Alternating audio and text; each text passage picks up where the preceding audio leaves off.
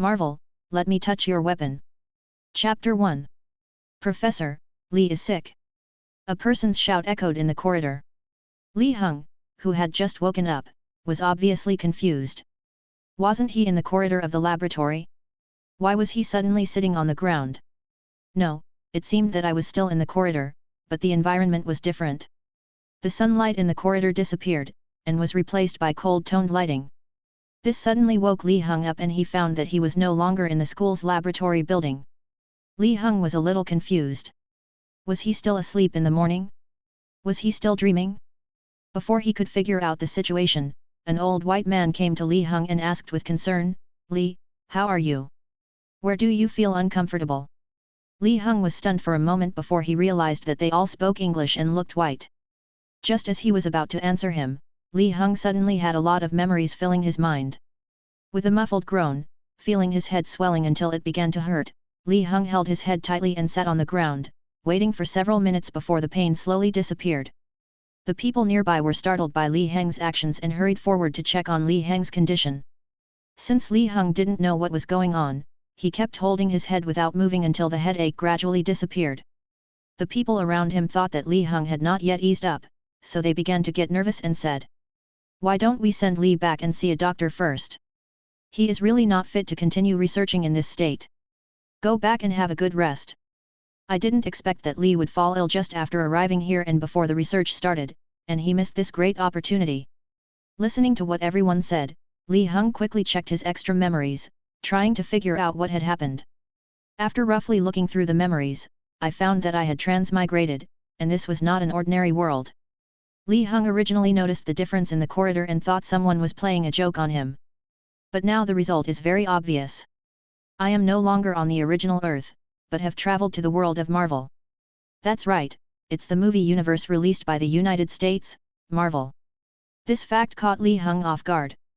Without any warning, he came to another world and traveled to the body of a person with the same name, surname, and age. You have to know that this is the Marvel world, a world where superheroes and villains who want to destroy the world have emerged in endlessly since the appearance of Iron Man. In this world, without any means to save your life, you really don't know when you will die inexplicably. And Li Heng tragically discovered that the Li Heng in this world was a native of New York. What? Living in New York? Or the New York of the Marvel world? Li Heng suddenly felt that it would be better for him not to transmigrate. At least he didn't have to worry about his life safety.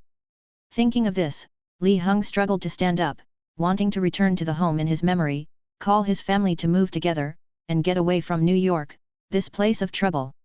Seeing Li Heng struggling to stand up, Professor Chris Scotch wanted to comfort Li Heng. "Li, you are not in good condition.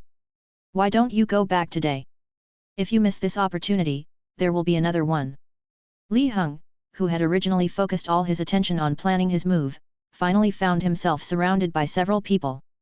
Facing the white old man who was persuading him, Li Heng rubbed his head again and recalled what he had come for today.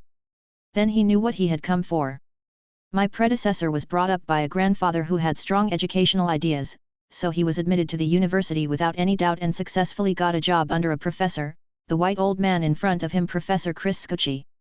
The reason we came here today is actually because Professor Chris was invited to participate in the research of something unusual, so he brought his students here with him. After knowing the whole story, Li Heng originally planned to follow Professor Chris's words and go home early. However, after seeing the questions his predecessor asked the professor in his memory, Li Heng changed his mind about going home immediately. When I received the professor's notice yesterday, my predecessor asked the professor, "Professor Chris, what is the subject of our research?" "Oh, actually I don't know either. They told me that it was a blue, translucent cube with huge energy. A blue, translucent block that possesses enormous energy." These words combined together made Li Heng think of the space stone in the Marvel world. In the early days, the space stone has always been in the form of a cosmic cube, which is very similar to the professor's description. In addition, Li Heng knows that it is now 2007, so it is normal for the cosmic cube to be studied at this time. But then I thought, that's not right. The cosmic cube at this time could only appear in the hands of S.H.I.E.L.D. How could it appear in a research institute? Then there is only one truth: the research institute that came today is actually controlled by S.H.I.E.L.D. Although this place is controlled by S.H.I.E.L.D., the cosmic cube is right in front of him. If he doesn't take a look at it, he will have to wait a few years. So Li Heng decided to stay and participate in the research and see what the cosmic cube looks like with his own eyes. Thinking back to this, Li Heng said, "Professor, it's okay. I just didn't sleep well and felt a little dizzy. Now I feel much better. And if I miss this opportunity, I will regret it." Professor Chris heard that Li Heng was still able to speak normally and his complexion seemed to have recovered, so he continued to lead everyone into the corridor. Li Heng also hurried to catch up, but a white man came over and said, "Li, are you really okay?" Li Heng knew from his memory that he was his college roommate, so he replied to him saying that he was much better and was fine. Following Professor Chris's footsteps, I came to the door of the room at the end of the corridor. Before I knocked, the door was opened from the inside. This made Li Heng certain that his people were being monitored. The leader checked everyone's identities one by one before letting everyone enter the huge room. Li Heng was originally following at the end, so before he entered, the professor who was already in the room shouted loudly, "What is this? I have never seen such an object before." Hearing the professor's voice, Li Heng hurried into the room. When I entered the room, I found that it was not a room at all, but a huge open space. There were many equipment around and many researchers in white coats were busy working. In the middle of the venue, there is a huge exhibition booth, and in the center of the booth is the cosmic cube. The moment Li Heng saw the cosmic cube, a voice sounded in his mind. "Ding, congratulations to the host for activating the weapon duplication system. Please touch the weapon closest to you within 1 hour to officially activate the system." Chapter 2. Li Heng was startled when he heard the voice, and then he realized that he also had a system after traveling through time, but what was this system? So Li Heng asked, "System, can you explain the specific functions?" This system is called the weapon duplication system. As the name suggests, the host can copy any weapon and obtain its replica, and can also copy the original ability of the weapon. Oh? So powerful, can you copy anything? No limits. Yes, as long as it is a weapon, it can be perfectly copied. However, the only limitation is that the host and the weapon must be in contact when the system is copied. At the same time, remind the host to quickly perform the first copy. Otherwise, if the system is not officially activated within the time limit, it will disappear. After hearing the reminder, Li Heng knew that the most urgent thing now was to start the system quickly to prevent it from disappearing without activation. But this brings up a problem. He is now in the laboratory. Where can he find weapons to copy? Just as time was ticking away and Li Heng was getting anxious, the system proactively reminded him, "Host, you don't need to worry, because there is a weapon 3 meters away from you." Li Heng quickly raised his head and looked around, trying to find the weapon the system mentioned. Unexpectedly, Li Heng's action attracted the professor's attention. "Li, what's wrong with you?" Li Heng quickly said, "It's okay, Professor." Then he secretly observed and looked around, but did not find any weapons. Li Heng was about to ask the system when he caught a glimpse of the cosmic cube from the corner of his eye. Suddenly, an idea came into Li Heng's mind. No way! Could the weapon the system is talking about be the cosmic cube? That's right. The most powerful weapon currently detected around the host is the cosmic cube you mentioned. Li Heng was immediately in trouble. He was under the watchful eyes of S.H.I.E.L.D. How could he possibly touch something like the cosmic cube that was under strict surveillance?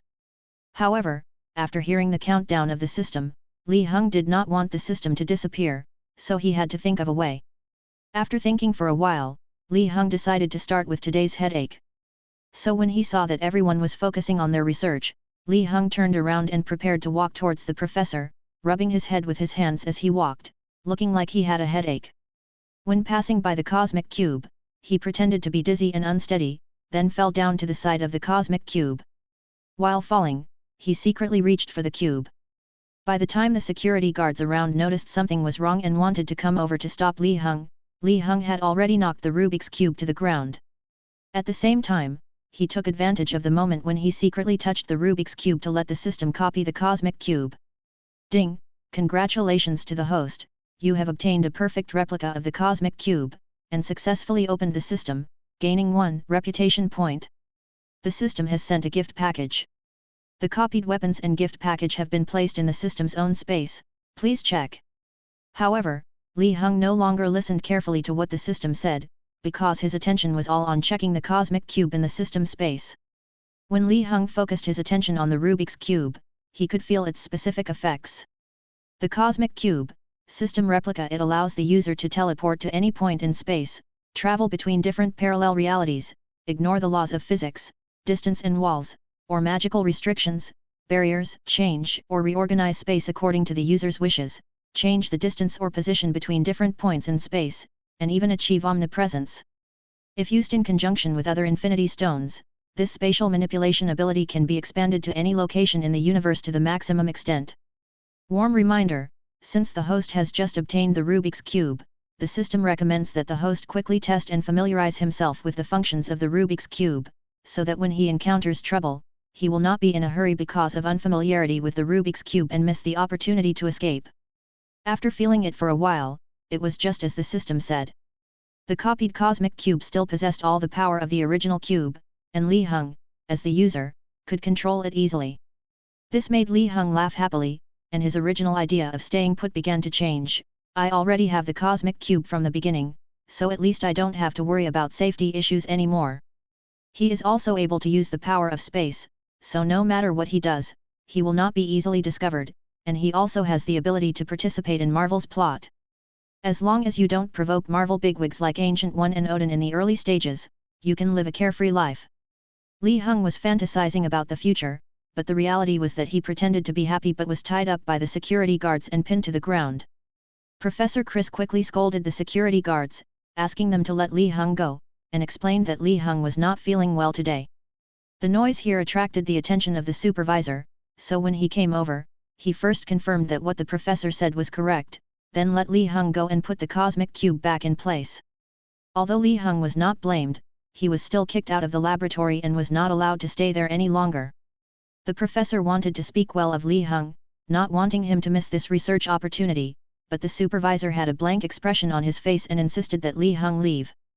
Li Heng found the professor and said, "Thank you, Professor, but since they asked me to leave, I will leave first. It's a pity to miss this opportunity." Professor Chris listened to Li Heng's words and felt that he had brought Li Heng here today, but he had not taken good care of him. So before Li Heng left, he patted him on the shoulder and said, "It's okay. If you miss it this time, there will be another chance. I will call you for the next research." After Li Heng thanked the professor, he left the institute with 2 security guards watching him from left and right. With a bang, the door of the institute behind him closed.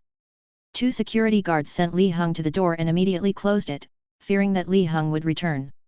Li Heng looked at the time and it was still morning, so he did not rush home after coming out. He thought about finding a place first and following the system prompts to test the power of the Rubik's Cube. Since the laboratory was originally in the suburbs, Li Heng found a deserted place, took out the Rubik's Cube from the system space, held it in his hand and looked at it carefully. The Rubik's Cube looks almost the same as in the movie, so Li Heng plans to experiment with the power of the Rubik's Cube to see if he can really master the power of space. Holding the Rubik's Cube, Li Heng looked at the small mound 10 meters away, thinking about crossing it in his mind. The next moment, blue energy burst out from the Rubik's Cube, instantly forming a space gate that swallowed Li Heng in. Chapter 3. Li Heng just felt his eyes blurred, and he appeared on the small mound he had been staring at just now. Seeing that he could actually use the Rubik's Cube to move around in space, Li Heng's smile turned into a happy laugh. Before the experiment, Li Heng didn't completely believe the voice claiming to be the system. Because this is the world of Marvel, who knows if Li Heng encountered something that made him hallucinate. It was not until he successfully traveled through space that Li Heng completely believed, not only had he transmigrated, but he had also awakened the system. The first weapon he copied was the Space Stone, one of the original gems in the Marvel world. You know, after realizing that he had traveled to Marvel, Li Heng's first thought was to stay away from New York, and even away from the United States. But now, Li Heng, who has the Rubik's Cube, began to change his mentality. He felt that he was not incapable of protecting himself and his minimum safety could be guaranteed. For the time being, Li Heng did not have to worry. At least he would not be killed by a bullet while walking on the street. All that remains is to avoid provoking the big guys in this world and not attract their attention. Li Heng is already ready to participate in the plot. But before that, after completing the experiment, Li Heng decided to go back home first to see his original family and see if he could get them to move out of New York. After all, New York seemed to be extremely unlucky afterwards, always being chosen by villains, and then constantly in a cycle of destruction and reconstruction. Li Hung activated the Rubik's Cube and used the power of space to teleport back to downtown New York City. However, since he was still unfamiliar with its use, Li Hung ended up in a remote alley and was unable to teleport directly to Chinatown as he had thought. Li Hung thought, it seems that what the system says is true. I am not proficient in using it yet. I need more practice. After thinking about his shortcomings, Li Hung decided to check exactly where he was and prepare to go home. As soon as he lifted his leg, he remembered that when he activated the system, it seemed that the system said something, so Li Hung asked, "System, did you say something when I officially turned on the system?" "That's right. The host is duplicating weapons for the first time. The system is officially turned on and reputation points are obtained at the same time. The host's reputation is now 1 point. The system gives a gift package as a gift for the first time gaining reputation. It has been placed in the space." Hearing this, Li Hung checked the space and took out the big gift bag inside. "System, what's going on with reputation? And what can I get from the big gift pack? Will there be more big gift packs in the future?" Reputation is based on what the host does in this world. The fame gained is converted into reputation. Therefore, the more famous the host is, the higher the reputation will be. Every time the reputation value increases by 1 digit, the host will be able to obtain a gift package. For example, reputation value 10 points, 100 points, 1000 points, and so on. Every time your reputation value increases by 1 digit, you will receive a gift package. The items you get when you open the gift package are completely random, so you can't be sure what they are. But what is certain is that the items you get are all very practical props or items. After the system's explanation, Li Hung finally understood everything about the system. Looking at the system's reputation value, Li Hung felt that the system was pushing him onto the path of becoming a superhero. After all, in the Marvel world, the easiest way to gain reputation points is to become a superhero. Li Hung shook his head and decided to open the gift package first to see what good things he could get. It's not that the system will definitely not give out garbage, all of them are useful.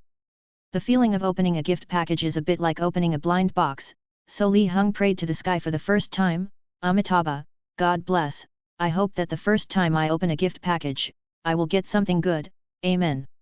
After paying his respects, Li Hung blew a breath into his hands, touched the gift bag and shouted, "Open." The big gift package emitted a dazzling light, which slowly occupied Li Hung's entire field of vision. His eyes were filled with the light emitted by the big gift package. Because Li Hung had his back to the outside of the alley and his face facing inside, he did not see it. A few people who were passing by the alley saw the light coming from inside and thought something strange had happened, so they ran away shouting. After waiting for more than 10 seconds, Li Hung slowly saw an object appear on the ground in front of him, until the light dissipated, revealing its true appearance.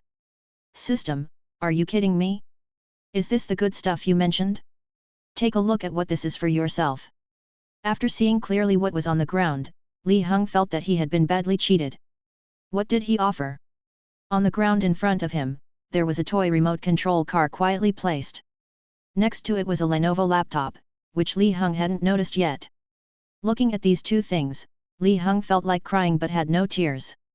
He didn't know whether the system had deceived him or he was just too unlucky. No, it's definitely not that my luck is too bad. It must be that the dog system deceived me. I am a simple boy, but I was accidentally tricked.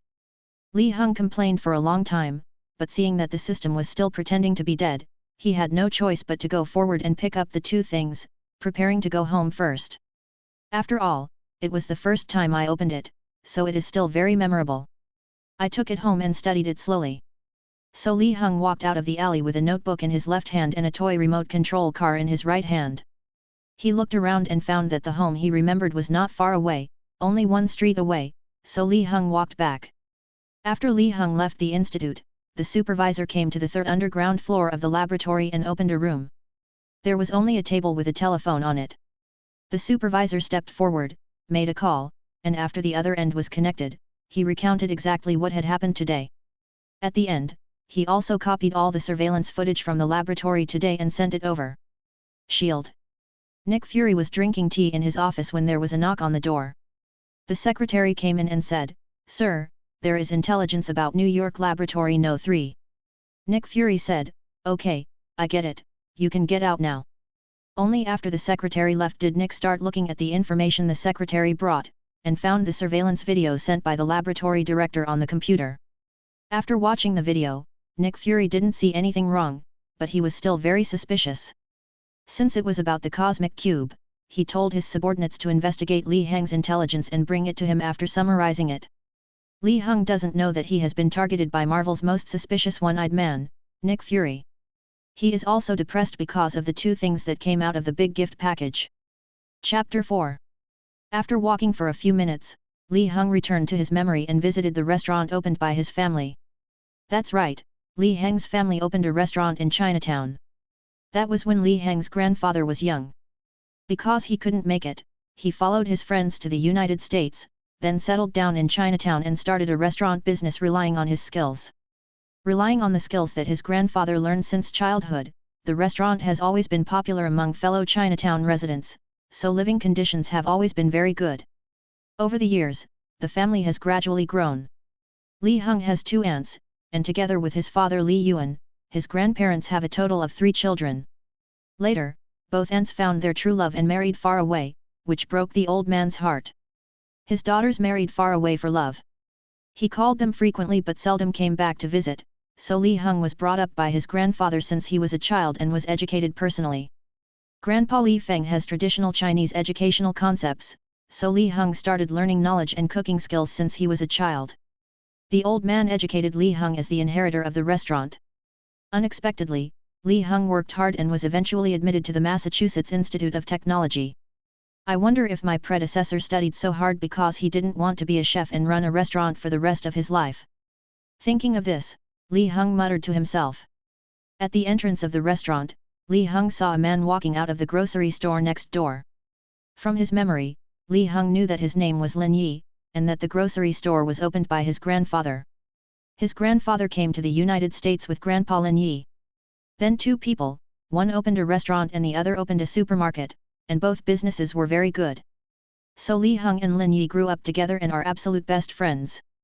However, Lin Yi seemed to have a great interest in business since he was a child because his family was in business, and eventually he entered the business school of New York University. Because both Li Heng and Lin Yi were admitted to top universities, they became the other people's children in the eyes of their neighbors in Chinatown. This made their grandfathers very happy, and they would occasionally find opportunities to have a drink together in restaurants. After Lin Yi went out, he saw Li Heng coming back and asked curiously, "Didn't you say you were going to do an experiment with the professor? Why are you back so soon?" Li Heng told Lin Yi that he did not sleep well yesterday and got into trouble in the laboratory today because of dizziness.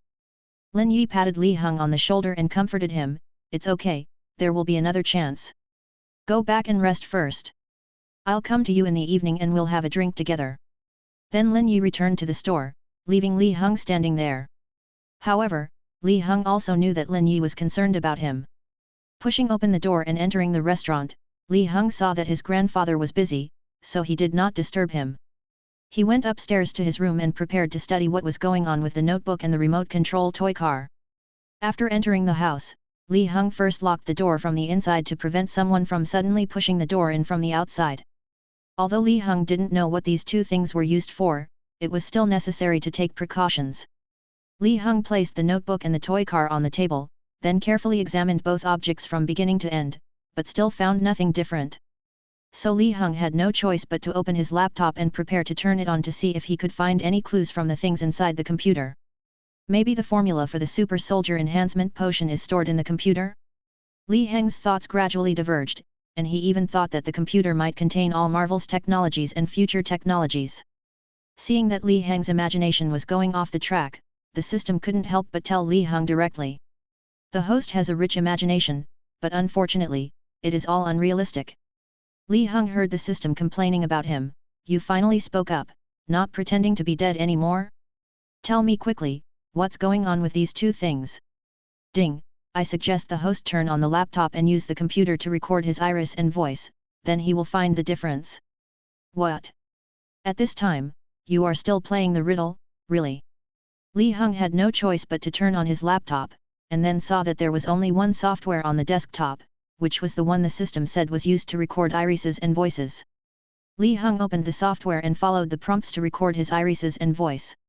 After waiting for a few minutes, there was still no change. Just when Li Heng was about to curse, the system's voice sounded. Forget the host. This is the first time you use it. You need to say start. You don't need to say it after that. Li Heng decided to believe it one last time and said start. Then, as Li Heng looked on in surprise, the laptop computer and remote-controlled car in front of him began to vibrate and change. In a few seconds, the notebook and the toy car disappeared. Instead, in front of Li Heng were two robots that were several dozen centimeters tall and less than 1 meter long. One had blue hair on its head, and the other had two big eyes that kept looking around. Until he looked at Li Heng and said, "Ding, ding, the master has been confirmed. The master has been confirmed." Then the two robots bowed to Li Heng. Li Heng was still in shock and did not react. It was the system that woke Li Heng up. Only then did Li Heng realize that these two things were the two little ones that followed the protagonist in the Transformers movie. "Host, these two Transformers have now recognized you as their master. No one can change that. From now on, they will only listen to you." Li Heng was ecstatic. He didn't expect that the things in the gift package could be from other movies. This made Li Heng very happy, and he also looked forward to the next gift packages even more. Seeing the two Transformers in front of him unable to contain themselves and ready to touch and look around the room, Li Heng remembered that among the Transformers, these were two lively guys with extremely naughty personalities. Li Heng knew that he might not have a peaceful life from now on. Sure enough, there was a loud bang and the guitar that Li Heng had placed on the cabinet for a long time was accidentally knocked down by two Transformers. Li Heng quickly went over to hold them down, preparing to give them a lecture, letting them know some rules and preventing them from continuing to cause trouble. But Li Heng couldn't remember the names of these two, so he could only ask the system. "System, do you know their names?" Reporting to the host, the names of these two are Xiao Zhej and Xuan Lun. Xiao Zhej's main body is a laptop computer, and he has strong research ability. Xuan Lun's main body is a remote-controlled car, and he has strong hands-on and action abilities. After listening to the introduction of the system, Li Heng became even happier, because when he was watching the movie, he only paid attention to the two happy people and didn't pay attention to their abilities at all. Now he found that they also possessed extraordinary abilities. So Li Heng decided to make them obedient, not cause trouble, and become his helpers. Then the lecture began. Chapter 5. Shield, Nick Fury's office. After watching all the surveillance videos, Nick felt something was wrong. Because when entering the laboratory, Li Heng was still chatting and laughing with his classmates and looked very energetic, but suddenly he became dizzy and fell down in the corridor, and then bumped into the cosmic cube. This series of conditions made Nick suspicious, and he believed that Li Heng came to the laboratory for a purpose. So he picked up the phone on the desk and said, "Ask Agent Natasha Romanoff to come to my office." After a while, Black Widow knocked on the door and came in. "Take a look at this person's profile, then go and contact him to see if he has any other purpose in going to the lab." After seeing Natasha, Nick handed her Li Heng's information and asked her to contact Li Heng. At this time, Li Heng was lecturing Xiao Zhej and Xuan Lun. Otherwise, if he let them go, Li Heng believed that his house would be demolished by them. Li Heng finally managed to hold down the Transformers that were running around the room crazily, and made them stand quietly in front of him. "You two, I will call you by your names from now on. Remember, when you are at home, you must not cause any damage. When someone comes in, you must change back to your original appearance. Remember? You must not let other people see you, especially you, little Zhej. There is also an artificial intelligence in this world. You must protect your traces on the internet to avoid being found by it." Fortunately, Xiao Zhej and Xuan Lun were just naughty, not completely disobedient. It might also be because they recognized Li Heng as their master, so when they heard Li Heng's lecture, they nodded. "Okay, we'll remember that." When Li Heng was about to let them go play, he remembered that in the movie, these two had weapon systems. So Li Heng stopped them and asked, "Do you two have weapons?" Hearing Li Heng's question, Xiao Zhej and Xuan Lun rushed to show their weapons. Seeing this, Li Heng's heart skipped a beat. Fortunately, he remembered it. If this made them uncomfortable, he could just load their weapons and start firing. That would be a lot of fun. "Remember, you two cannot use weapons without my authorization." After seeing that they had written it down, Li Heng lay straight down on the bed and had a good rest. So many big things had happened in just this morning, and Li Heng needed to calm down. Before he knew it, Li Heng fell asleep. Black Widow received an order from Nick Fury, memorized Li Heng's information, and then went to Li Heng's restaurant. Li Heng, who was half asleep, was awakened by a knock on the door. "You little brat, you didn't tell me you came back after such a long time, and you still want me to come up and call you to eat." Li Heng heard his grandfather knocking on the door and quickly got up from the bed to look at the two transformers. When the knock on the door came, they had already transformed back into notebooks and remote control cars. Li Heng nodded. It seemed that they had written down his words. When I opened the door, Grandpa Li Feng was standing there. "I'm sorry, Grandpa. I didn't want to disturb you when I came back, so I didn't tell you and made you worry." Li Heng apologizes. Grandpa Li Feng saw that Li Heng's face looked a little bad, so he didn't say much, but just nodded slightly. "You slept for almost the whole afternoon, and it's already night time. If Lin Yi hadn't come to tell me you were back, I wouldn't have known." As he said that, he started to go downstairs, and Li Heng quickly followed. Walking up the stairs, the old man hesitated and asked, "How are you? Are you still feeling bad?" Li Heng knew that it must be Lin Yi who told the old man about his dizziness, which made the old man worried. "I'm much better now, don't worry, Grandpa." When they came downstairs, Lin Yi was sitting at the table with several dishes already placed on it. It seemed that he was just waiting for Li Heng. While eating, Li Feng asked about Lin Yi's recent situation. Lin Yi replied, "I have recently contacted several companies with my mentor and visited them on site. Then, under the advice of my mentor, I am now considering starting my own business, but I haven't decided what to do yet, so I have been looking for information recently." "Oh? You want to start your own business, do you need our support?" Li Feng asked. Since the friendship between the two families started from their grandfather's generation, Li Heng and Lin Yi have always been treated as common juniors by both families, so Li Feng asked this question. However, Lin Yi refused, saying that he wanted to rely on his own efforts for his first attempt. Li Heng heard their conversation, and since he had been trying to find a way to improve his reputation, he suddenly came up with a good idea. That is to jointly start a short video company, similar to TikTok, starting from New York. Li Heng believes it will be popular all over the United States. In this way, you can promote it on short videos to increase your reputation. In this way, the company's affairs can be handed over to Lin Yi to manage, and he will be responsible for publicity, and the needs of both people will be met. And based on his previous life experience, Li Heng believes that the short video platform that will emerge locally this time will definitely become a big hit. The more Li Heng thought about it, the happier he became, and he couldn't help but want to give himself a thumbs up for his flash of inspiration. Lin Yi was talking when he accidentally caught a glimpse of Li Heng's expression, so he asked, "What are you thinking about? You look so happy. Is it some girl?"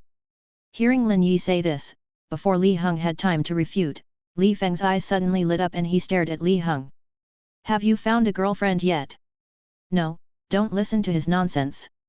I just thought of a good business plan, which makes me happy." Li Feng did not give up and continued asking for a long time until he was sure that Li Heng did not have a girlfriend.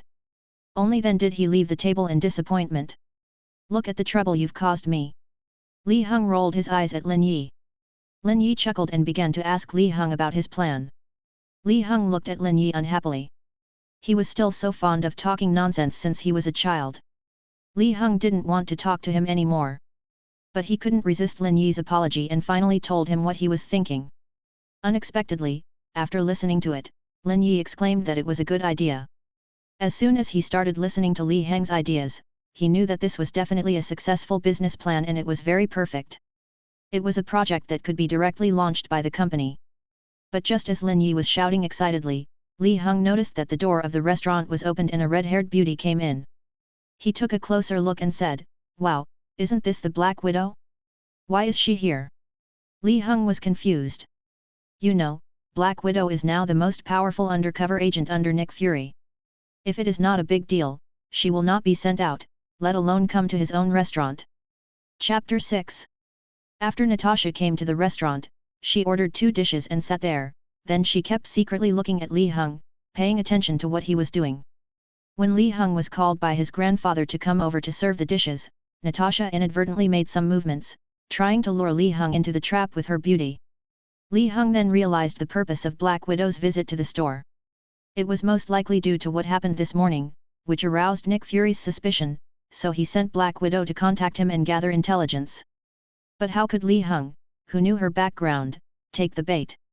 Black Widow is an old monster who has lived for who knows how many years and has had countless men.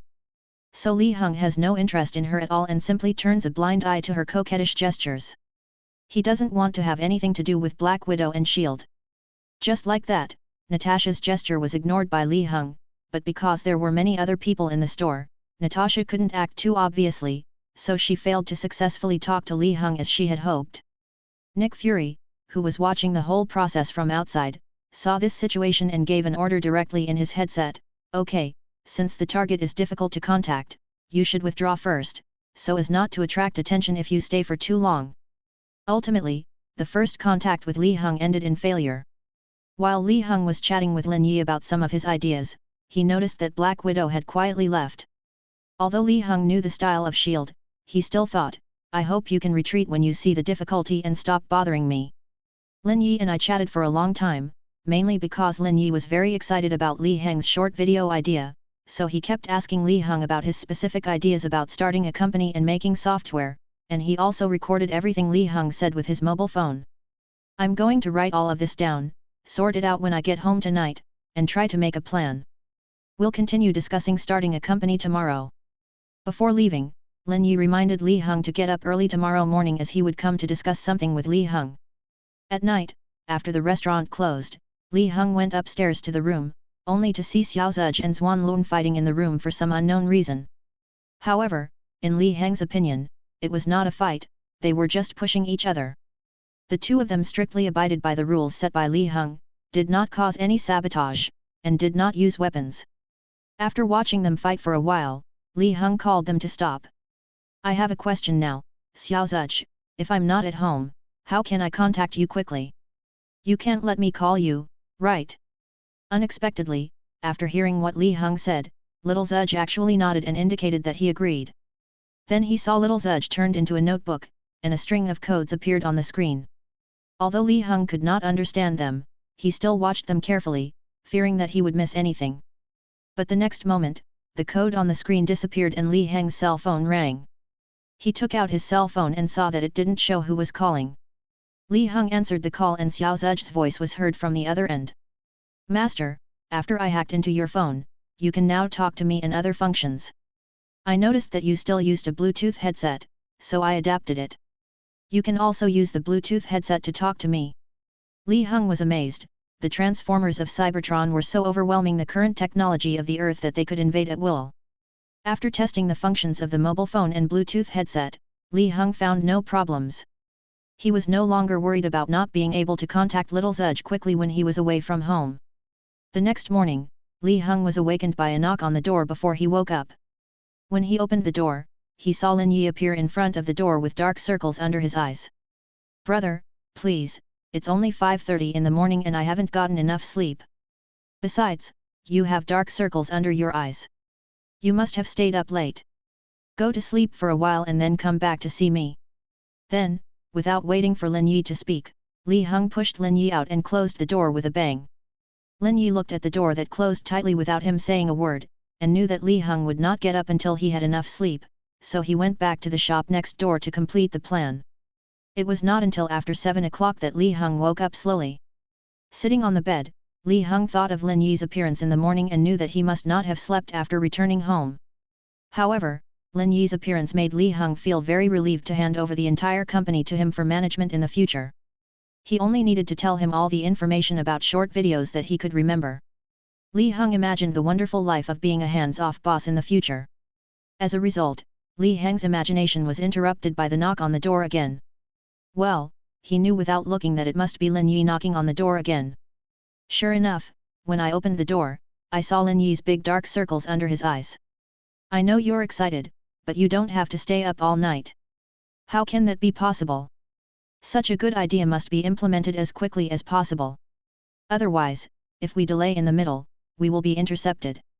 Well, Li Heng felt that what Lin Yi said made sense, so after sitting down, Li Hung repeated everything he knew, and asked Lin Yi to compare it with yesterday's, find out the omissions and fill in the gaps, and strive to achieve perfection.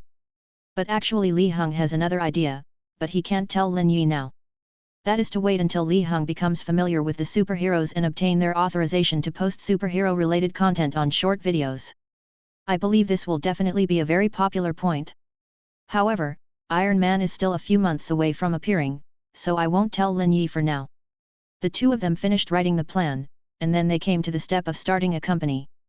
However, since neither of them understands legal matters, they can only find a lawyer. Fortunately, Li Hung remembered that he knew a lawyer in Hell's Kitchen before, and when Li Hung was admitted to university and applied for a tuition loan, he found that lawyer to help solve legal problems. So Li Hung said to Lin Yi, "I know a lawyer in Hell's Kitchen. We can go and ask him about starting a company. I believe we can get some advice from him. How about it? Do you want to go?" Hearing what Li Hung said, Lin Yi was very excited. He stood up and wanted to go out. Li Hung quickly grabbed him. "Don't get excited. We haven't had breakfast yet. Eat first and then go after you're done." Under Lin Yi's urging, Li Hung ate his meal quickly. Li Hung swore that this was definitely the most uneasy meal he had ever eaten in his 2 lifetimes, just because Lin Yi kept urging him. After finally putting down his chopsticks, Li Hung was pulled out of the restaurant by Lin Yi and headed straight for Hell's Kitchen. Chapter 7. The two came to Hell's Kitchen, and Li Hung took Lin Yi to find a law firm. "How come I didn't know that you knew a law firm here?" Lin Yi felt strange. He had never heard of Li Hung having any lawsuits. "I met him when I was in college and asked him to help me solve the problem of tuition loan." Lin Yi nodded, indicating that he understood. Pushing open the door of the firm, although Lin Yi had a hunch that a law firm located in Hell's Kitchen would not have a very good environment, the scene inside still shocked him. There were a few tables inside, piled with documents, and 2 men were sitting at the tables talking about something. The only lady, seeing the guests coming, quickly stood up and poured 2 glasses of water for Li Hung and Lin Yi. "Thank you, Karen." Li Hung took the water and thanked the lady. "Li, you haven't been here for a long time. What's the matter this time?" Karen Page asked. "I have something to ask, so I came here." The 2 people who were talking also noticed the arrival of the guest and stopped talking. Only then did Lin Yi see clearly that one of them was a blind man wearing sunglasses. Li Hung said, "Lin Yi, this is the lawyer I was talking about, Matt Murdoch, and next to him is Foggy Nelson." The 2 of them opened this law firm together. This lady is Karen Page. Also, even though Matt is blind, his lawyer qualities and skills are no less than those of famous lawyers. You will never go wrong if you ask him for advice. It turns out that the lawyer Li Hung was talking about was Matt Murdoch. Matt Murdoch lost his eyesight due to an accident when he was a child. However, Matt later became a disciple and later became the superhero Daredevil. Later, he and his classmate and friend Foggy Nelson opened a law firm and hired Karen Page as a secretary. The careers of the 3 of them were very successful, and Karen became Matt's girlfriend. At the same time, Matt continued to appear as Daredevil and deal with various supervillains. Karen asked Li Hung and the other man to sit down, then greeted Matt, and then Lin Yi talked about the problems he encountered. "We want to start a company that mainly produces short video software to allow more people to participate in recording live, but now Li Hung and I don't know much about legal matters, and we don't know what we need to pay attention to, so we came to ask you." Then Matt asked in detail about the details of starting a company and told Lin Yi everything that needed to be paid attention to. After figuring out everything, Li Hung expressed his gratitude to Matt, and after paying the consulting fee, he went home with Lin Yi.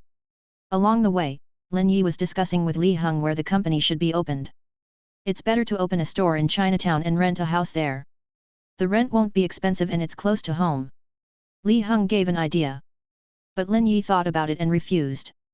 He felt that our company must continue to grow and develop in the future. Chinatown is too small and its development will be restricted, so we have to find another place. After much deliberation, the 2 finally decided to open the company on Wall Street, but the next problem was the high rent. After returning home, Li Hung was still worried about the initial capital. It was obviously unrealistic to rely on just him and Lin Yi, so he had to find another way. When Li Hung was worried about funds, he didn't know that his every move was being tracked and monitored by S.H.I.E.L.D. When Nick Fury learned that Li Hung and Lin Yi went to meet Matt today, he had someone investigate Lin Yi and Matt as well, and finally set his target on Lin Yi. Because it is obvious that Lin Yi and Li Heng are more familiar with each other until he gets more news. So Natasha took action again, and this time her target of using the beauty trap was Lin Yi.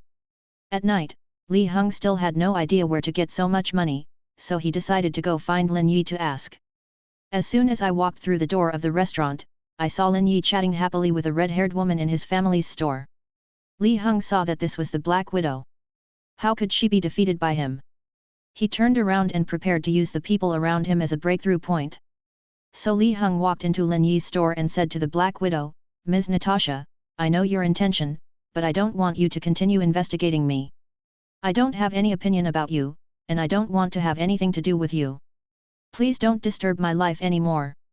Natasha was chatting with Lin Yi. She was very happy when she saw Li Heng coming over. It was a good opportunity for her to listen to what they were saying up close.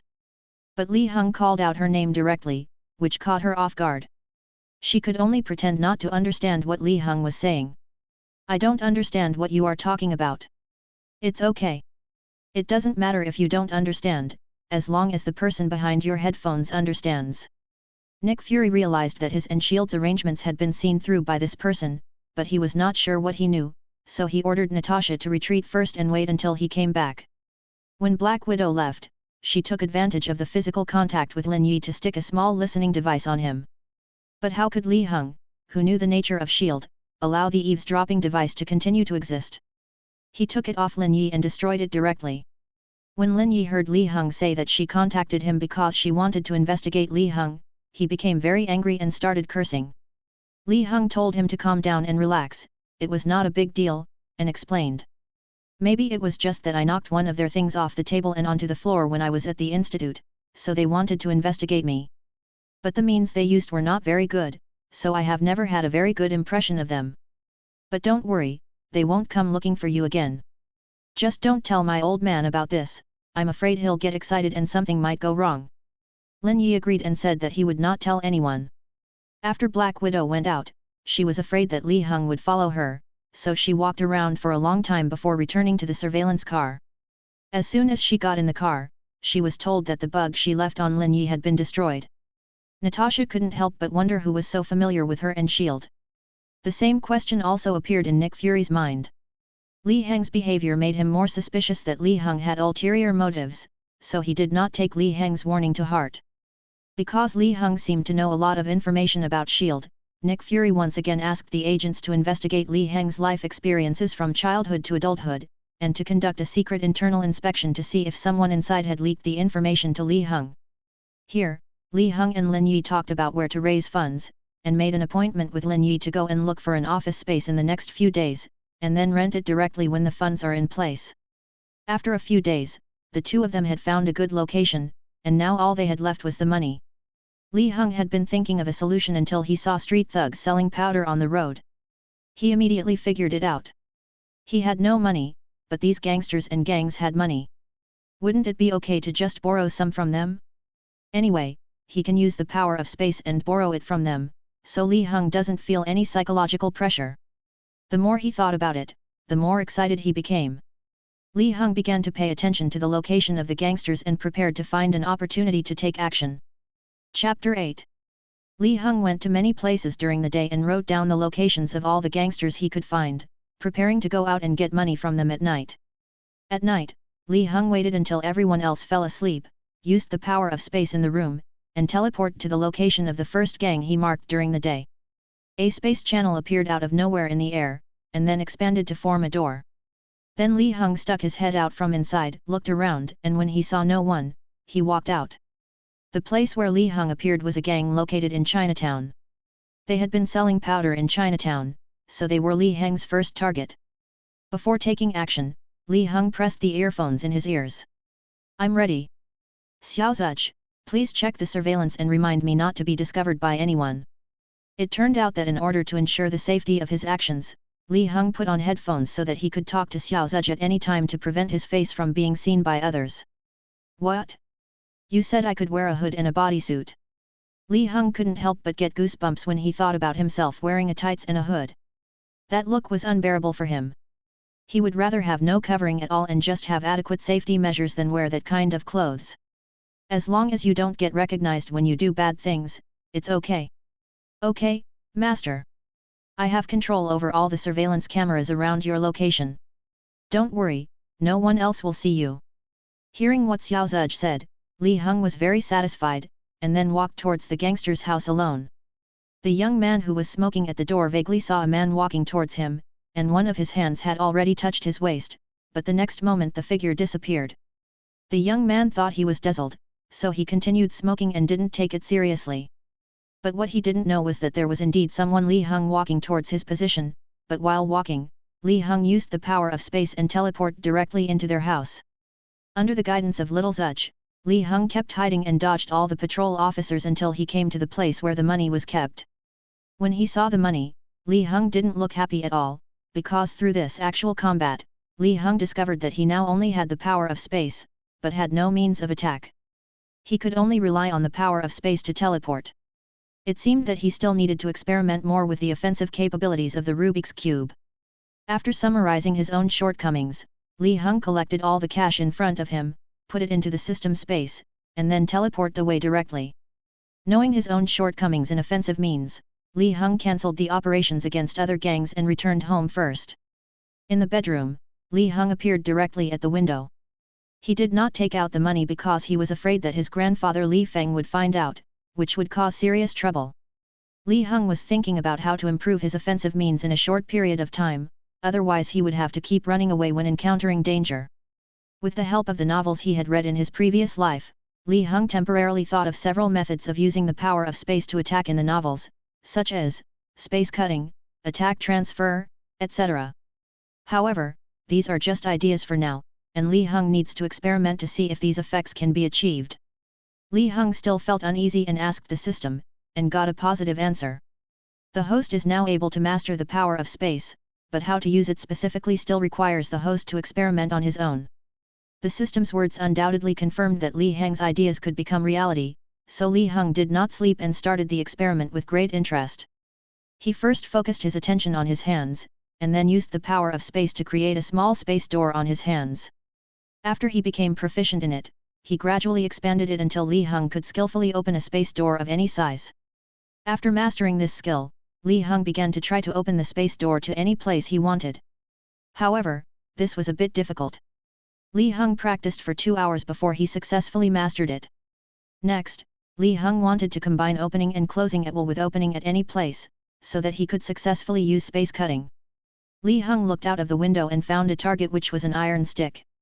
He opened the space door directly in the middle of the iron stick and then closed it. The iron stick broke into 2 pieces without any accident.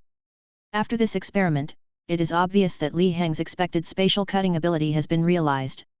The next step is to practice more. After the excitement passed, Li Heng felt sleepy. He glanced at the clock on the wall and saw that it was already past 3 in the morning. Li Heng did not even take off his clothes, but lay down on the bed and fell into a deep sleep. As expected, Li Heng slept until noon and was then woken up for lunch.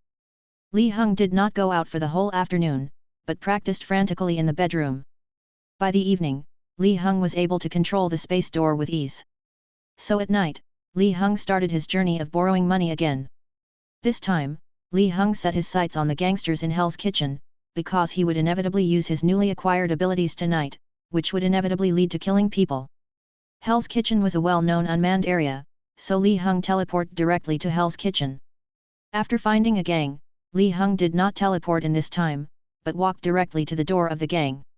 After the gatekeeper warned him and was about to pull out his gun, Li Heng directly activated his ability and killed the gatekeeper.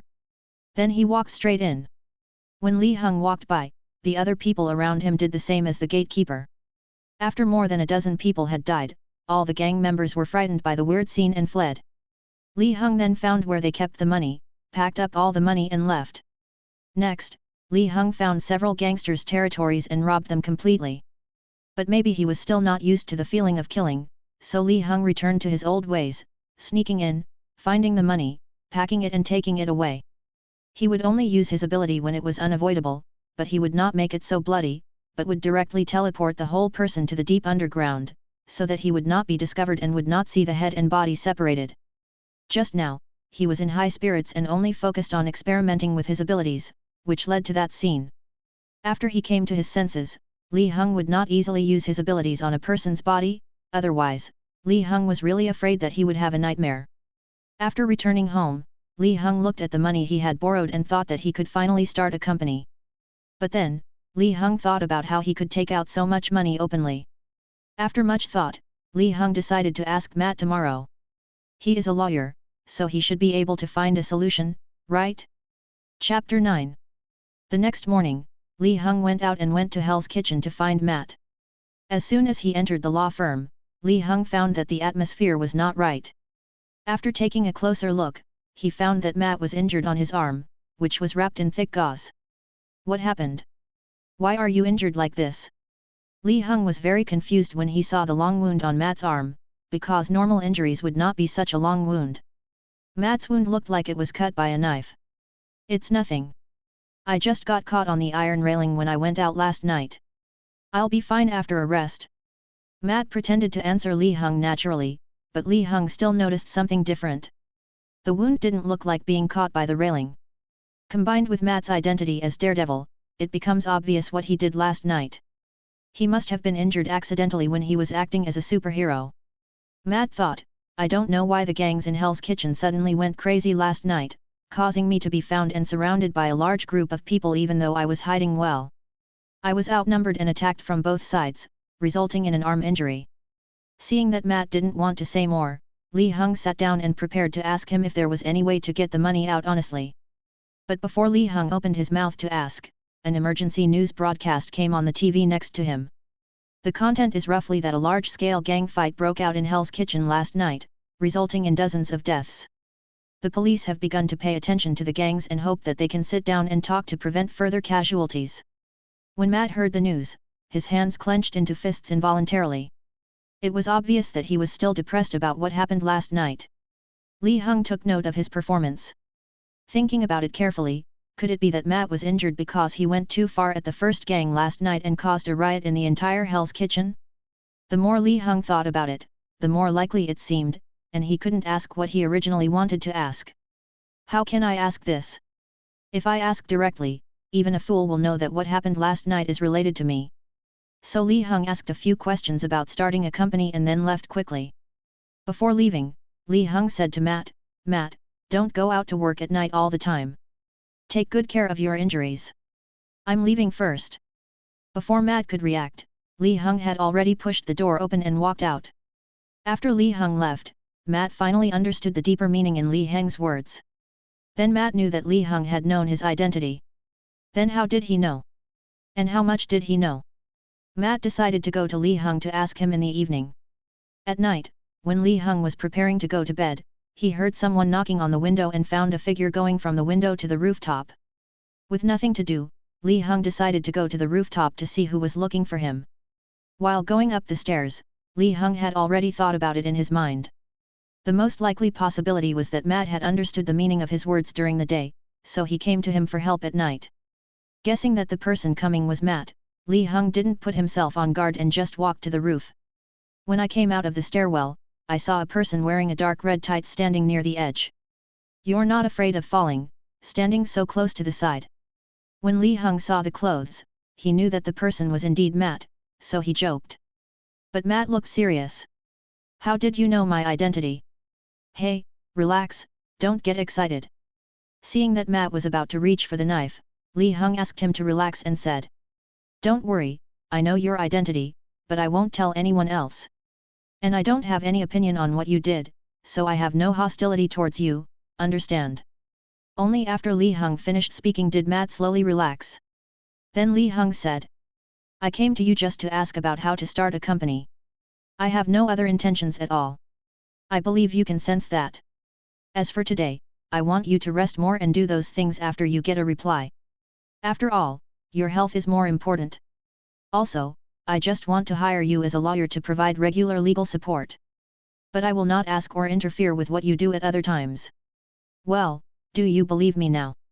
Matt remained silent while Li Heng was speaking. He was just listening carefully, listening to Li Heng's heartbeat and various details of the sounds. Then he judged that Li Heng was not lying, so he agreed to Li Heng's proposal. Then Li Heng pretended that he had no money as startup capital and asked Matt what to do. But Matt said he still had actions to take and asked Li Heng to come back tomorrow to discuss the matter in detail. When Li Heng heard that Matt was going to take action, he immediately had an idea. Why not just follow him and then say that the money was just taken back? I'll go with you. I also want to see what your actions are like. When Matt heard that Li Heng was also going, he immediately rejected him. Li Heng knew that Matt was afraid that he would be in danger, so Matt would not let him go unless he showed his abilities. So he activated the power of space and appeared directly next to Matt. You see, I also have abilities, and my abilities make it very convenient to escape, so you don't have to worry about danger. In that case, you can come with me. I won't take anything away. After some consideration, Matt agreed to let Li Heng go with him. Then, Li Heng followed Matt and visited all the gangs in Hell's Kitchen, so they gained a lot tonight. When we were ready to go home, Matt said, "If you believe me, I know a friend who can help you transfer the money to your bank card." This was Li Heng's original purpose, so when he heard what Matt said, he happily gave the money to Matt and went home to sleep. The next day, Li Heng habitually summarized the situation of the previous night and found that although he had developed offensive capabilities, when encountering a gun, his reaction was still not as fast as the speed of the bullet. His body was not strengthened, so once he was hit by a bullet, he might be in danger. Therefore, what is urgently needed now is stronger defensive capabilities.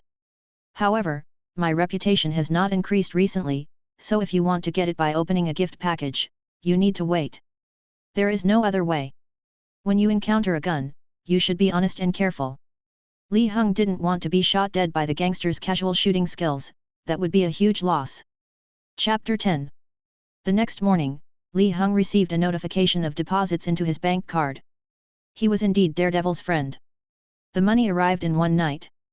Li Heng sent a text message to Matt, "The things have been received, we will continue tonight." At night, Li Heng and Matt met up at the same place. Due to the tacit understanding they had the day before, tonight's action was faster and not at all slow. Li Heng made another large profit. But during the operation tonight, Li Heng could clearly feel that the gang's defense had been strengthened, with many more people guarding the place where the money was kept. And when Li Heng fought with them, they fought to the end and were no longer afraid. What happened tonight? These gangsters seemed to have been given a shot of chicken blood. They have become so fearless of life and death. Li Heng asked Matt puzzledly. But Matt's expression showed that he should know some reasons. You know, in Hell's Kitchen, or the entire underworld of New York, there is an uncrowned king who manages everything in the underworld, and that's Kingpin. Obviously, the changes in the gang tonight must have been ordered by him. Without his order, the gang would not do this. The reason is that he knew about our actions last night. I think, by tomorrow, he will definitely mobilize all his connections to find the two of us. So don't take any action in the next few days, and pay attention to your own safety. Having said this, Matt left. Li Heng heard that Matt must have suffered at the hands of Kingpin before, so after noticing Kingpin's actions, he paused his actions without hesitation and prepared to avoid the limelight. But Li Heng didn't care too much about what Matt said, that Jin Bing would find him, because he had always used the space gate to teleport and left no traces. Even if Kim Byung really found him and wanted to provoke him, Li Heng would not mind going directly to find this so-called king of the underworld and talk to him if possible, but if not, just kill him directly. Li Heng doesn't mind making anyone who threatens himself, his family and friends sleep underground.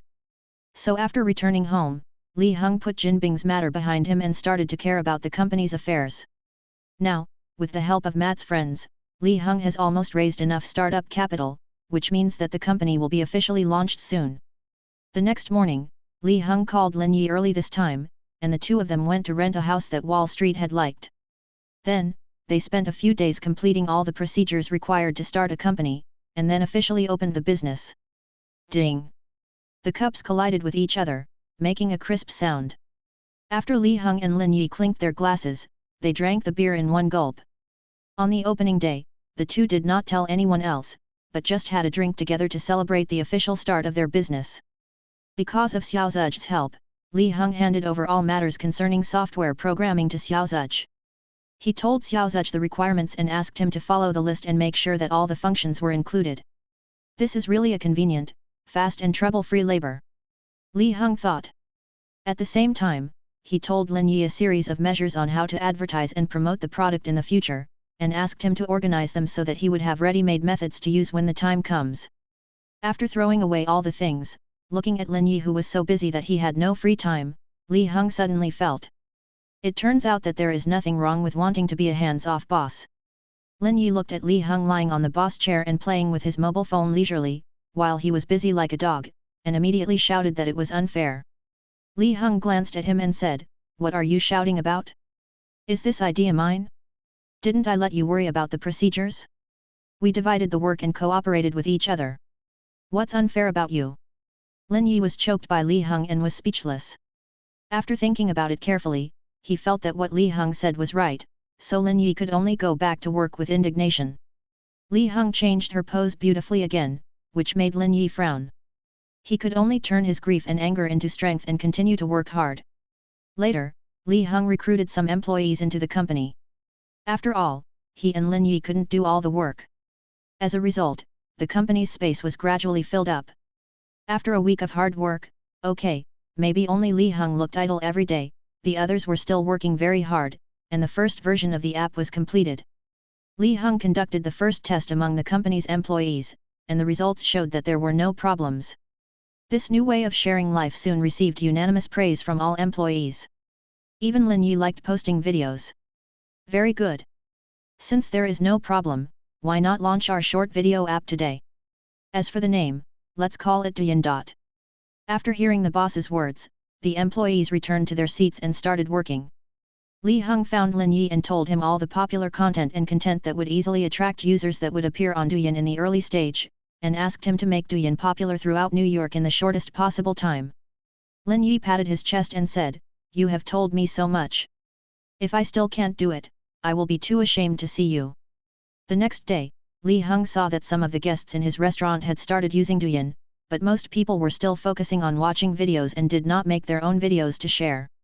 Li Heng discussed the news with Lin Yi and decided to start a creator incentive mode to allow more people to join in the shooting and sharing of Douyin. Sure enough, in the following days, Douyin has gradually become one of the fastest growing apps in New York. The number of users even almost overwhelmed the company's server. If Li Heng had not seen that something was wrong and hurriedly added more servers, Douyin might have faced its first crash not long after its release. Even Li Heng did not expect that short videos would be so popular here. Just a few days after the launch of Douyin, it has become popular in New York and is showing a tendency to expand to other places. Now, Li Heng doesn't have to worry about his reputation anymore. He can use short videos for promotion in the future. In the era of superheroes, Douyin will definitely become more popular.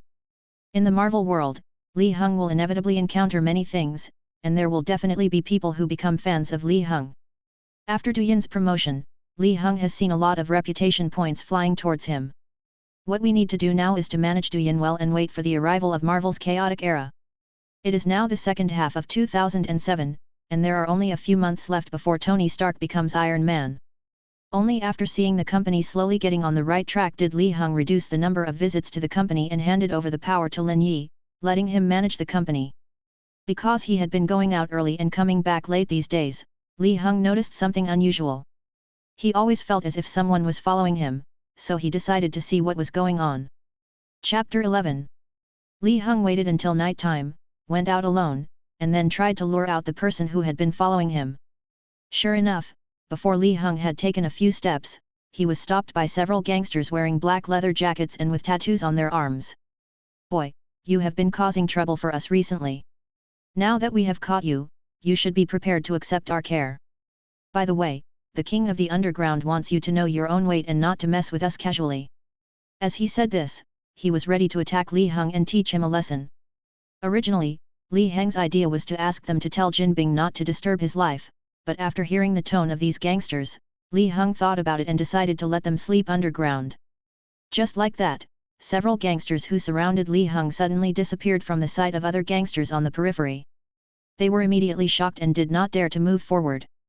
"Go back and tell your boss not to mess with me again, or I'll get angry and the consequences will be serious." Then he ignored the others and let them go back with the message. Unfortunately, what Li Heng didn't know was that he thought the gangsters were talking to the boss about Jinbing, but those gangsters had no way of contacting Jinbing, so Li Heng's words only reached the big brothers of the various gangs and then stopped. Later, as more and more people disappeared at the hands of Li Heng, the gang leaders could not bear it anymore and reported it to Jin Bing. Li Heng turned around and went home, but what he didn't know was that S.H.I.E.L.D. still hadn't given up on monitoring and investigating him.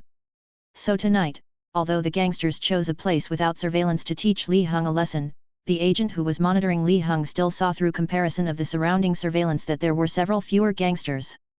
The next day, a small team of agents dressed in disguise and came to the place where Li Heng was surrounded by gangsters last night. They searched carefully, trying to find something.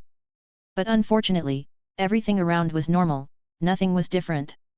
This is exactly what made the agents suspicious. From the traces around them, it can be seen that Li Heng was indeed surrounded, but in the end he returned home safely. On the contrary, several gangsters were missing, but there was no trace to show where they went. The agent felt something was wrong, so he reported the matter, and soon Nick Fury in the office got the news. After reading the report submitted by the agent, Nick Fury felt that Li Heng might very well possess mysterious powers that could make a group of people disappear without leaving any traces. Nick felt that Li Heng was born to be an agent, so he thought of bringing Li Heng to S.H.I.E.L.D. So Nick instructed the agents to increase the level of surveillance on Li Heng, and it would be best to record everything Li Heng did and where he went every day. He hoped to be able to infer Li Heng's specific abilities from his behavior. In the next few days, Li Heng dealt with 2 more groups of gangsters who came to cause trouble, and then Li Heng couldn't bear it anymore. It seems that I asked them to tell Kingpin a message, but Kingpin obviously didn't take it to heart. In this case, I will go and warn him one last time. If he still doesn't listen, then I will have to let him sleep underground as well. Li Heng came to Hell's Kitchen to find Matt, explained his thoughts, and said that he didn't want to be targeted by the gangsters like this. Li Heng would not be in danger, but he still had family and friends. If something happened to them because of Li Heng would regret it very much. So after discussing with Matt, because Matt had also been troubled recently, the two decided to take the initiative, find Jin directly and give him a final warning. At the same time, at the Fisk building. Boom! They are all useless. So many gangs have failed to catch a little kid, and more people are missing. And they told me because they couldn't hide it anymore. What are they doing? Jin Bing was very angry and slapped the table in front of him in half. Then he ordered a person standing next to him. Since they are useless, then you go and bring that brat back to me. Yes, boss. The man with a target tattoo on his forehead spoke respectfully to Kingpin and left. Li Heng and Matt reached an agreement and prepared to set out to find Kingpin. Since they were acting with Matt, the two drove to Fisk building. Li Heng said to Matt while driving. When we get there, I'll need you to attract some attention. Then I'll find Kingpin's location and warn him. I hope he'll listen to me. Li Heng turned his head to speak, and suddenly saw a man standing on the road in the distance, pointing a gun at him. Li Heng turned the steering wheel sharply, and the bullet hit the side of the car. Get out of the car quickly, we have encountered a fairly good enemy. When Li Heng got off the car, he had already seen the tattoo on his forehead, so he knew that this was Jin Bing's Reliance the Bullseye. Li Heng didn't expect that on his way to find Jin Bing, he would actually meet Bullseye. It seemed that he was coming for the two of them. While letting Matt hide, Li Heng prepared to go forward and take out Bullseye. After all, Bullseye's most powerful ability was throwing darts. He only used a pistol just now, and Matt couldn't see, so he was inevitably restrained when facing Bullseye. Seeing Matt hiding behind the corner, Li Heng directly activated his ability and teleported to a place that Bullseye didn't notice, wanting to teleport him away directly. But Bullseye was very cautious.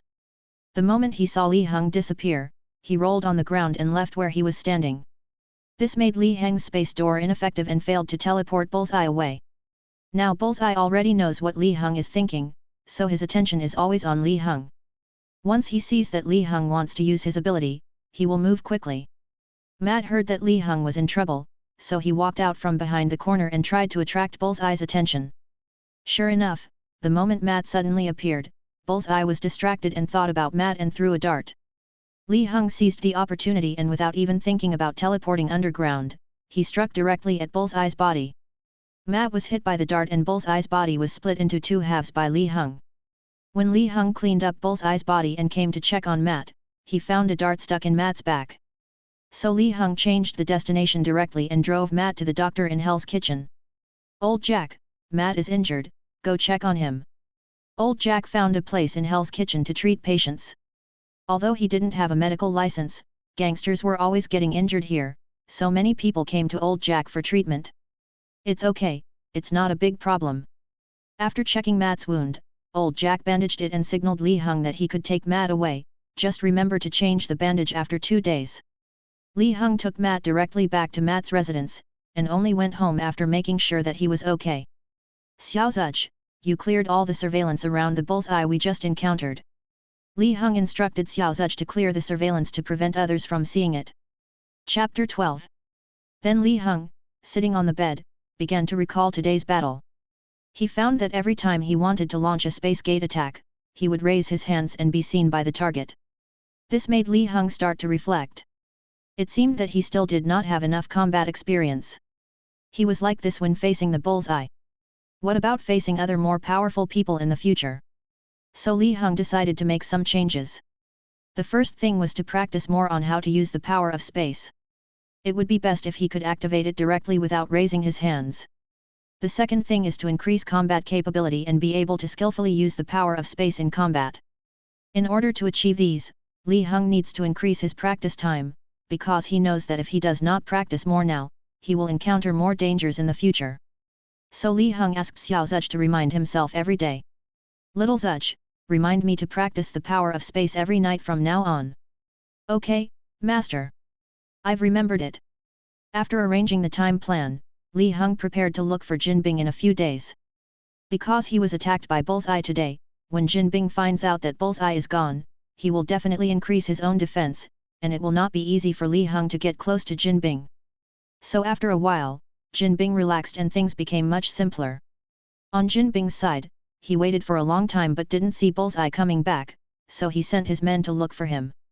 Not long after, a subordinate reported, "Boss, there was a battle not far from the Fisk building today." After sending people to check, they found that there were only traces of battle left on the ground, and there was a little blood on the ground. We suspect. When Jin Bing, who was smoking, heard his subordinate's hesitation, he immediately stopped smoking and just stared at him, making him sweat profusely. Then he slowly said, "Why, what do you suspect?"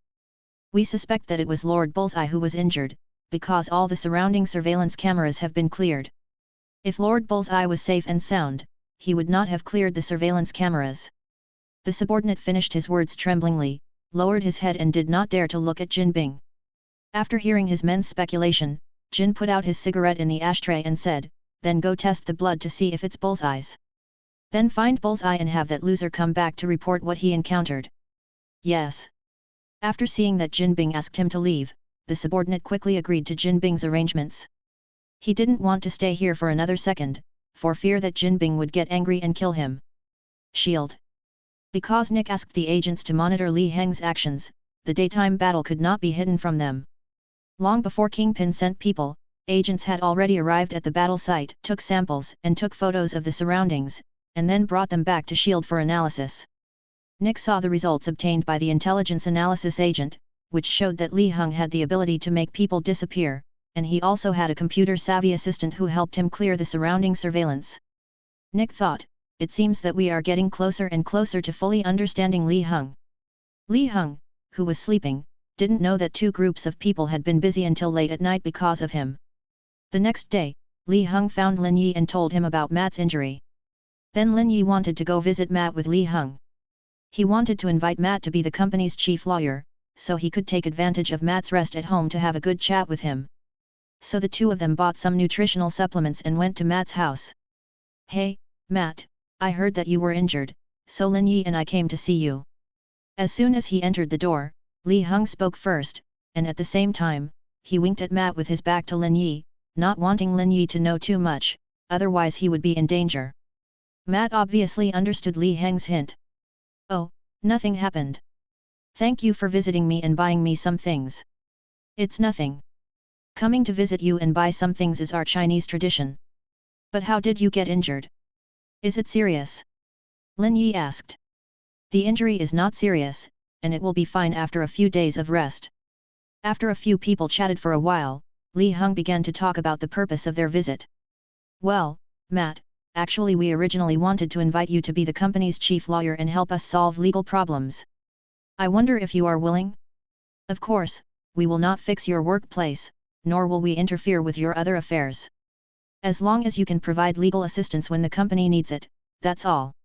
After hearing what Li Heng said, Matt was about to say something when he was stopped by Li Heng. It's okay. Don't worry. There is still a lot of time. I hope you can seriously consider our proposal. You don't have to answer it now. Then Li Heng prepared to take Lin Yi and Matt to his own restaurant for a meal. Matt agreed. A few people had just left Matt's house. Lin Yi was excitedly telling Matt about his ideas and plans. Unexpectedly, he was stopped by gangsters on the way to Hell's Kitchen. A large group of people came forward, surrounded Li Heng and his men, and wanted to capture them. It turned out that when Li Heng and Lin Yi entered Hell's Kitchen this time, their news had already been reported to Jin Bing. Kingpin waved his hand and said, "Bring those people to me. I want to see who can defeat Bullseye. Remember, you can use firepower to deal with them when necessary." So this is the reason why Li Heng and his team were blocked on all sides. Seeing that the gangsters were holding guns this time, Li Heng knew that they were going to use guns to keep him and his men here. But he can teleport away, but what about Lin Yi and Matt? Seeing the gangsters preparing to load their bullets, Li Heng was so excited that he directly expanded the portal and teleported Lin Yi and Matt to the street next to him, just in time to escape the gangsters' encirclement. "Matt, please take good care of Lin Yi for me. I'll be back soon." Li Heng gave Matt instructions, and then, with anger and without holding back, he beat all the gangsters to death. Li Heng was still not satisfied, because this time they not only attacked Li Heng, but also wanted to deal with Lin Yi together. Li Heng was very angry when his friends were threatened. He took out his phone and contacted Xiao Zuch. "Xiao Zuch, can you hack into the Fisk building and control the computers inside?" "No problem, master, this is a piece of cake for me." "Okay, then you can just control Kingpin's computer. I want to talk to him directly on my phone." Jin Bing was sitting in front of the table, waiting for his subordinates to bring news.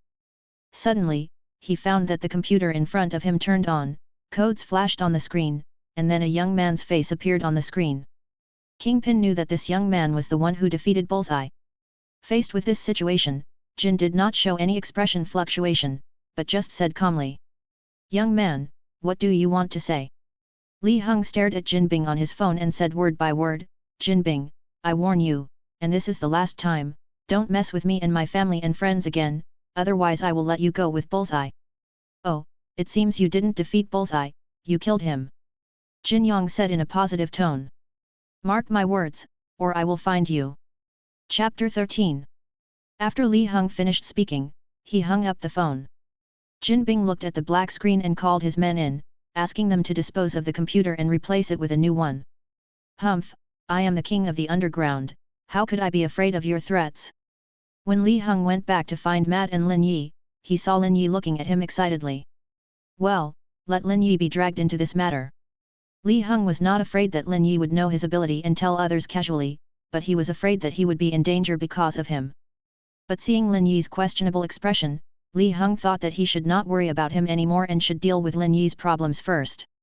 Sure enough, in the next 10 minutes, Lin Yi kept asking question after question, and in the end he even wanted to try whether he could have superpowers. Li Heng was tired of being asked by Lin Yi, and then he turned his head and saw Matt next to him, so he said, "Actually, Matt also has superpowers. His hearing is amazing." Li Heng thought, "I can't suffer alone, so I can only drag another good friend into it." So he decisively sold Matt out. This time, Lin Yi's attention was diverted, and he began to pester Matt and ask, "Matt, what are your abilities? What can you do with your hearing? Can you live like a normal person?" Seeing Matt's hopeless expression, Li Heng laughed secretly. However, Li Heng still noticed the envious expression on Lin Yi's face when he looked at him and Matt. In addition, the Marvel world is becoming more and more dangerous, so Li Heng decided to wait until later and make sure to get a serum for Lin Yi to increase Lin Yi's ability to survive when in danger. It would be best if all family members could be injected with the serum. Of course, it would be a serum that would not mutate. Li Heng would not let his family be experimental subjects. Then the three of them came to Li Heng's restaurant and sat down to have a meal together. During the meal, Lin Yi kept asking Li Heng and the others questions. Li Heng and Matt looked at each other, helpless but still answered him. In the afternoon, Li Heng was in his room, recalling the plot of Marvel. At the moment, what Li Heng can access are the Super Soldier Serum and Dr. Lizard's Lizard Serum. However, one of them is in shield and the other has not appeared yet. It seems that he can only look for opportunities slowly. Thinking of this, Li Heng remembered that the time when Tony was kidnapped was getting closer, so how should he get in touch with Tony? After thinking about it, it seems that it is not easy. Tony Stark is now the big boss, full of vigor and vitality, and he probably won't pay attention to Li Heng. So what name should he use to rescue Tony in a just and fair manner? Forget it. After thinking for a while, Li Heng decided not to think about it for now. There will always be a way out when the time comes. Let's talk about it then. For now, let's focus on the things at hand. Jin Bing is a big problem now. Li Heng knows that he will not give up easily, so he has to find a time to send Jin Bing to accompany Bullseye. The next day, Li Heng, who had nothing to do for the time being, helped his grandfather in the restaurant. In recent days, Li Heng also promoted the restaurant through short videos and spread the reputation of Chinese cuisine. As a result, there have been more and more customers in recent days, and Grandpa Li Feng has been getting busier and busier, so Li Heng decided to help out at home. He didn't want the old man to be so tired, so Li Heng was responsible for taking orders, serving food, and clearing the table in the restaurant. But at night, Grandpa Li Feng no longer received guests and urged Li Heng to clean the restaurant again. Li Heng was very curious and didn't know what was going on. "Grandpa, why don't you continue to receive guests at night? Why do you have to clean up at this time? You little brat, why are you asking so many questions? Get to work." He urged Li Heng to hurry up and work, then explained. "A guest has already made a reservation to dine here tonight, and has reserved the entire place. Otherwise, why would I do this?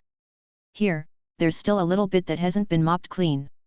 Li Heng was puzzled as he didn't know someone wanted to book out the entire restaurant. He had worked hard to write, plan and shoot the video for the advertisement. But he still cleaned the restaurant obediently. During the cleaning, Li Heng asked about the identity of the customer and whether it was worth doing so. "Don't ask me. You'll know the answer in the evening. Your job now is to do a final inspection to avoid any mistakes. Since the guests have reserved the entire place, we have to provide the corresponding services. This is what you should be concerned about." There was no other choice, but Li Heng could only check it again until he was sure there was no problem before sitting down to rest. "I want to see who is so famous and rich that the old man is so excited." In the evening, Li Heng was sent to the door early by his grandfather to wait for the arrival of guests. Although Li Heng was unwilling, he still listened to the old man and stood at the door waiting. Not long after, I saw an Audi R8 slowly driving towards me, followed by two SUVs. Seeing the familiar car, Li Heng thought to himself, "No way, why is he here?" It was not until he saw the Audi R8 parked steadily in front of him that Li Heng realized that it was him who was coming to dinner that night. So it was not surprising that he was so wealthy as to book the whole place. The driver's door opened, revealing a face that Li Heng was very familiar with: Tony Stark. Wearing sunglasses, he walked around to the passenger seat, bent down to open the door, and extended a hand so that the people in the car could use it for leverage to take Pepper out of the car.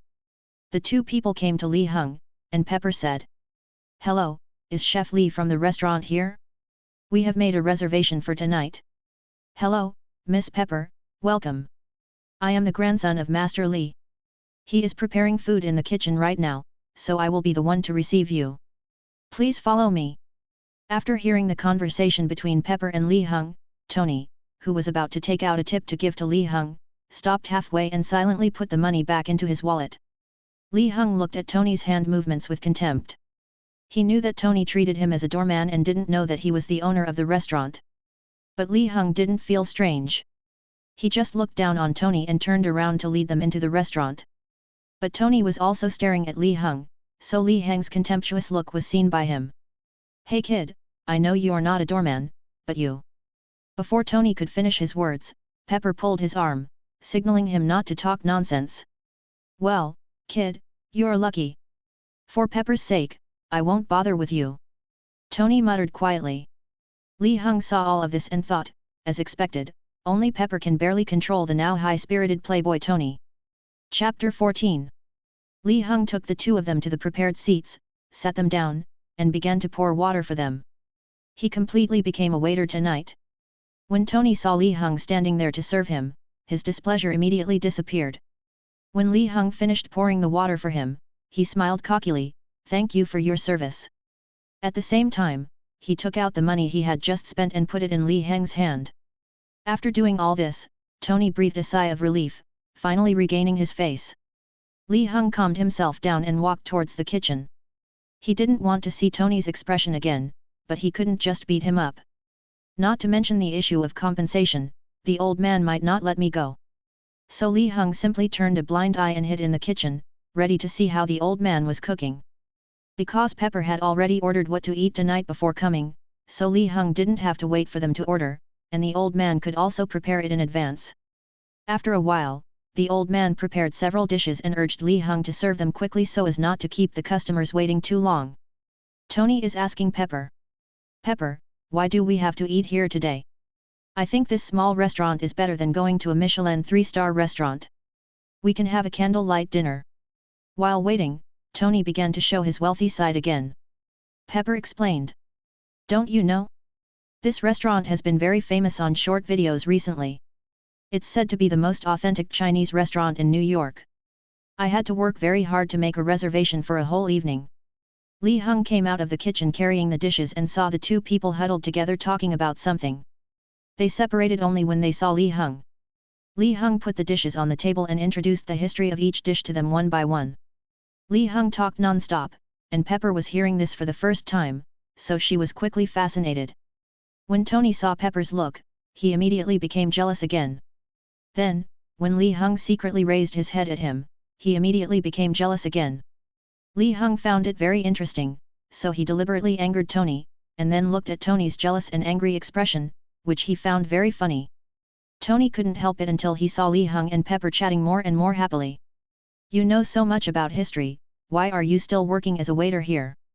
When Pepper heard what Tony said, she turned her head and looked at him in surprise. "Tony, how can you talk like that? Apologize quickly." When Tony heard that Pepper actually stood up for Li Heng and asked him to apologize, he immediately stood up and left. Happy, the fat man who was standing behind him as a bodyguard, immediately took 2 steps forward and was about to take Tony away. Li Heng knew that Tony must be really angry because of Pepper's reaction, but it was not Pepper's fault because she didn't know what happened.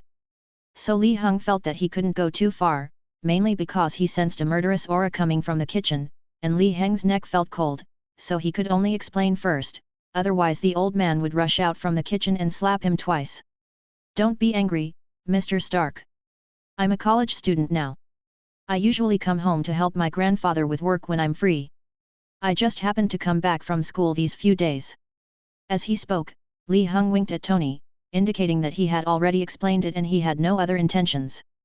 Pepper also stood up and pulled Tony and said, "Hey, Tony, you can't do this, sit down and eat properly, okay?" After being persuaded by the two, Tony finally sat down again. Then, when Pepper wasn't paying attention, he raised his head like Li Heng did before. Li Heng understood what he meant. He meant that he won this time. Well, Li Heng didn't know that Tony was actually joking about this. However, after several wins and losses between the two, the distance between them was suddenly shortened. As expected, the relationship between people is the most unpredictable. They can become friends in a short period of time, or they can remain superficial brothers for a lifetime. Li Heng and Tony went from being the boss and the customer to acquaintances. Only then did Pepper think of changing the subject, remembering what Li Heng said. "Li, you just said you were a college student? Which university are you studying at? Are you here to help in your free time?" Tony ate his meal while listening attentively. He also wanted to know where Li Heng went to school. "Oh, I'm a student at MIT. I'm already a sophomore this year. If I don't have experiments to do, I'll come back to help." "What? You're a student at MIT?" Tony, who was eavesdropping, was shocked. "I didn't expect you to study at MIT. I'm also a graduate from there. At the same time, Stark Group is also providing funding for MIT's experimental team. Do you need me to say hello to you so that you can stay after graduation and become a member of the experimental team?" After saying that, Tony showed a look of disdain, and Li Heng knew that a new round of PK between the two had begun. "Thank you, but no thanks. I'm trying to start a business with my friends." Tony failed in his first plan and came up with another one, Does your company need investment? You know that the Stark Group is very rich, and they select some companies to invest in every year. No, we have sufficient funds and don't need it for the time being. Li Heng rejected him again. Tony's abnormal behavior had already made Pepper notice that something was wrong, so she turned her head to look at Tony. Only then did Tony come to his senses and realized that he had overexerted himself because he had secretly competed with one of Li Heng's students before but failed to win, and Pepper noticed something was wrong. He immediately changed his tone. Oh, that's a pity. I was thinking that as an alumnus, I could help you. Pepper's attention was successfully diverted again. She thought that Tony was really like this because he met his schoolmates, so she didn't doubt anything anymore. Seeing Pepper focus on the food and start eating, Li Hengke and Tony looked at each other and breathed a sigh of relief at the same time. By the end of the meal, Pepper liked the dishes made by the old man very much and was very satisfied. However, Tony was a little uncomfortable with Chinese food, although the old man had made changes over the years according to the tastes of American people. Finally, the old man came out to chat with Pepper and asked if there was anything unsatisfactory about tonight's meal or anything that needed improvement. While they were chatting, Li Heng saw that Tony didn't eat much, so he went to the kitchen and quickly made a cheeseburger that Tony liked. Li Heng swore that he just wanted to improve Tony's favorability. Anyone who has seen the movie knows that when it comes to friends, Tony is a perfect person. And by becoming friends with him, Li Heng will have an excuse to officially enter the main storyline of Marvel. Chapter 15. So when Li Heng came out with the cheeseburger and put it in front of Tony, Tony's eyes suddenly widened and his impression of Li Heng changed a lot. Seeing Tony eating the hamburger with big mouthfuls, Li Heng knew that if he came a few more times, he would be able to get closer to him. After Tony finished his burger, Pepper took Tony to say goodbye to Li Feng and Li Heng, and drove away with Tony. Happy ordered the bodyguards to follow in the SUV. As he watched them leave, Li Heng was slapped on the back of his head. You little brat, what did you do just now? You made Tony Stark so angry that he almost left. Didn't I tell you to treat your guests better? Otherwise, no one will come to eat here in the future. Well, it seems that this slap was not avoided, so Li Heng explained. Yes, I was wrong, but he is not angry, so don't worry. Really? You're still a worry to me even though you're this old. Li Heng could only listen to the old man lecturing him for more than 10 minutes. Finally, when the old man stopped to drink water, he quickly cleaned up the dishes. Okay, everything is packed up, I'm going back to my room to rest. Li Heng ran upstairs swiftly to prevent the old man from having another round after a good rest. Lying on the bed, Li Heng felt that promoting the restaurant was really the right decision, otherwise he would still be worrying about how to get in touch with Tony and get involved in the main storyline. Now, Pepper brought Tony to the restaurant, and this was their first meeting. It can be said that the relationship between Li Heng and Tony was not bad. As long as they ate together a few more times, Li Heng would be able to become ordinary friends with them, Li Heng guessed. But after a while, Li Heng's thoughts were interrupted.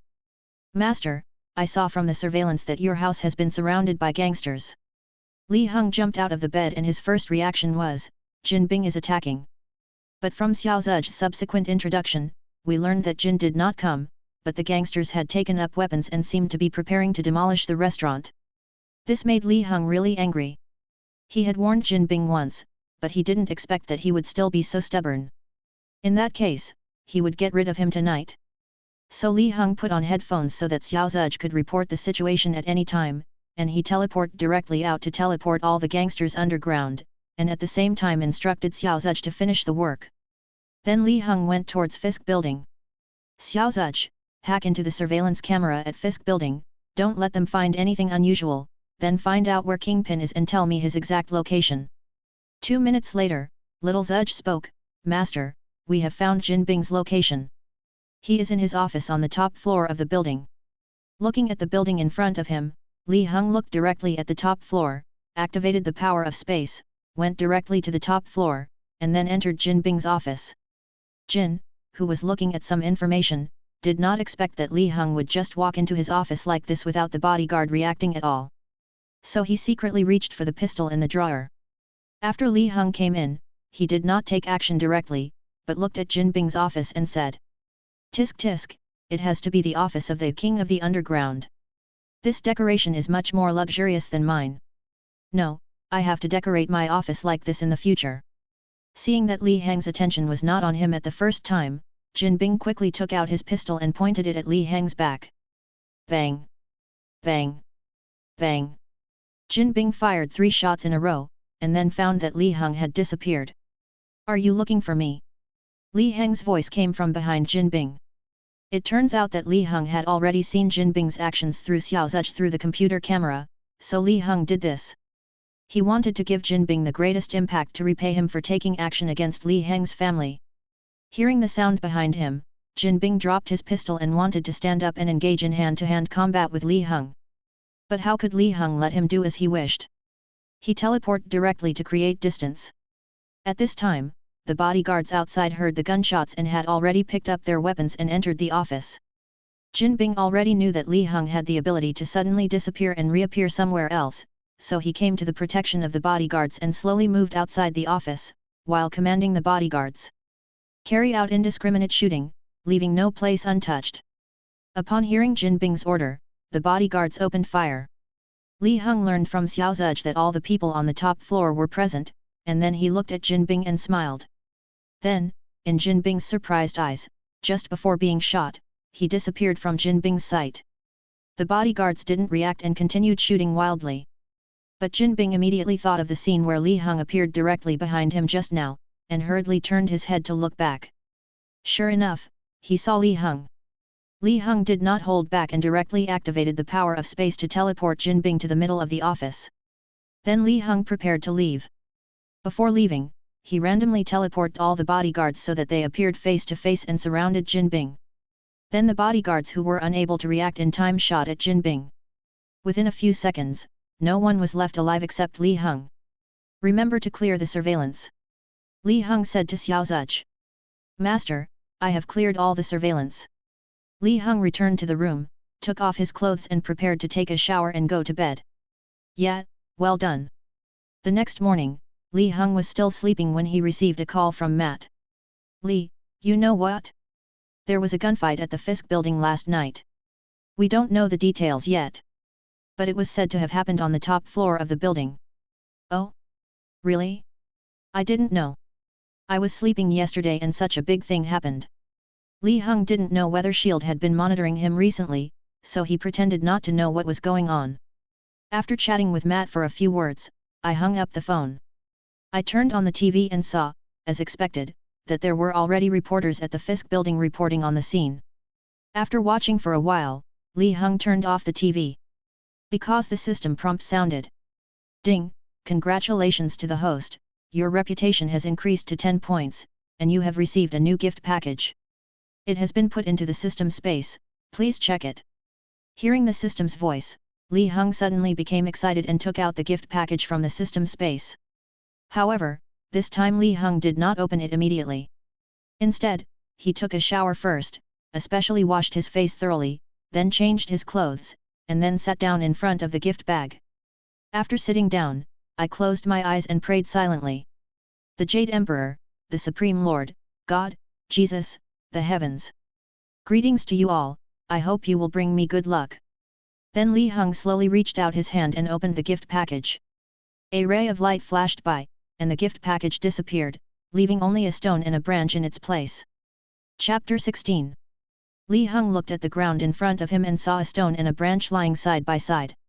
However, Li Hang did not recognize what it was. System, what's wrong with you? The first time I opened the gift package, I got a laptop and a toy car. The second time I opened the gift package, I got rocks and branches. Explain to me, could it be that these rocks and branches are also transformers?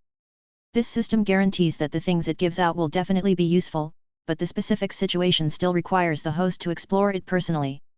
For example, the last time the user's notebook recognized the owner, the host actually needed to explore it himself, but considering that it was the first time, I gave the host a little hint. Hearing the system say this, Li Hang knew that the stone and branch on the ground might really be useful things. So Li Hang stood up, walked forward, and prepared to pick up the two things. Pick up the stone on the left, hold it in your hand and examine it carefully. The stone is not made of ordinary material, but is slightly reddish, as if it is crystallized, and it does not feel heavy in the hand. Li Hang kept trying to rub it with his hands and turning it over and over, but the stone didn't react at all. Li Heng had no choice but to pick up the branch next to him. As soon as he picked up the branch, Li Heng realized something was wrong. Because this is not a real branch, it just has the appearance of a branch, with one end being sharper and the other end being thicker and having a special place for handshakes. Overall it doesn't feel like a branch at all, because it has been maintained to be shiny and looks very precious. Li Heng held the thick end with one hand and found that it was nearly 40 centimeters long, and the way it was held in his hand was just right for swinging. So Li Heng couldn't help it, because the Chinese blood that he had since childhood made it difficult for him to refuse. If he didn't wave it a few times when he got such a branch, it would be a waste of resources. So Li Heng did what he thought. He immediately stood up straight, put one hand behind his back, held the branch with the other hand, and pretended to be a hermit in a TV drama, waving it gently a few times. Who knew that the tip of the branch would emit a bright light the moment Li Heng swung it out, which scared Li Heng. He quickly threw it out of his hand and Li Heng didn't know what happened. After waiting for a long time and seeing nothing else wrong, Li Heng picked it up. At this time Li Heng knew that he must have accidentally triggered something, activating it, which caused the light to emit. So after picking it up, Li Heng tried to wave it again. Sure enough, Li Heng discovered that the light was emitted because he was waving it. So Li Heng immediately became interested. Compared to the stone, he was more curious about the reactive branch and wanted to know what it was. So Li Heng walked around the room, waving it in various positions. There would be a light every time he waved it, but there was only a light, no other difference, until Li Heng tried all the positions in the room. At this moment, Li Heng suddenly felt something was wrong. He could feel one of his legs was longer than the other because of the position he was standing in. But when he looked down, there was only the floor and nothing else. One of Li Heng's feet was just a few centimeters above the ground, making it look like it was floating in the air. In order to make sure that he was not seeing things, Li Heng was not in a hurry to test the branches. Instead, he squatted down and slowly reached out to touch the floor. Starting from his left foot, there was indeed only the floor. Then he slowly slid to the right while touching the floor. Only halfway through, Li Heng touched something else. It felt soft, like cloth material, and was being stepped on by his right foot, but it was completely invisible, as it was transparent, and one could only see the floor below. Li Heng moved his right foot, fumbled around for a while, picked up the thing from the ground, and slowly stretched out his two hands to pull it, and the thing's true appearance was revealed. It is indeed a piece of clothing, like a large cloak, but it is completely invisible from the outside. You can only see what the clothing looks like from the inside. Li Heng tried to put it on and came to the mirror. Only Li Heng's head was exposed, and the part below the neck was completely invisible. It was not until this time that Li Heng remembered. This can't be an invisibility cloak, right? He was very surprised and couldn't believe that the gift package actually contained magical items from the Harry Potter movies. So, this should be. As he spoke, Li Heng raised the branch in his hand and looked at it carefully. A magic wand. If I'm not mistaken about the invisibility cloak, then this must be a magic wand. Li Heng didn't expect that he could get the 3 Deathly Hallows from the gift pack. Now he has an invisibility cloak and a magic wand. Li Heng was about to laugh when he suddenly remembered that there was a stone. No way, did you give me the Philosopher's Stone as well? Li Heng turned around and walked to the table, picked up the Philosopher's Stone, and said. System, stop pretending to be dead. Tell me quickly, are these the 3 Deathly Hallows? The host's guess is correct. These 3 things are indeed from the 3 Deathly Hallows in the Harry Potter movie. They are the Elder Wand, the Invisibility Cloak, and the Philosopher's Stone. Then, do they still have the effects in the novel? When Li Heng asked this question, his voice was trembling. After all, the thing that can make people immortal is right in front of them.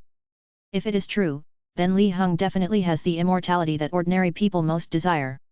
Why do I say ordinary people? Because this is the Marvel world, and there are a lot of old monsters who have lived for a long time. Let alone those people, if ordinary people knew that Li Heng had something that could make people immortal, they would definitely break down the door of his house, so Li Heng knew how precious it was.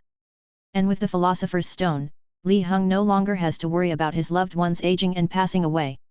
Li Heng found it hard to accept the thought that his grandfather would become even older, until he could no longer move and died. In his previous life, he had never seen his grandparents since he was a child, so he didn't know how happy those children who were raised by their grandparents were. After traveling to the Marvel world and spending so many days with his grandfather, he has accepted life with his grandfather around.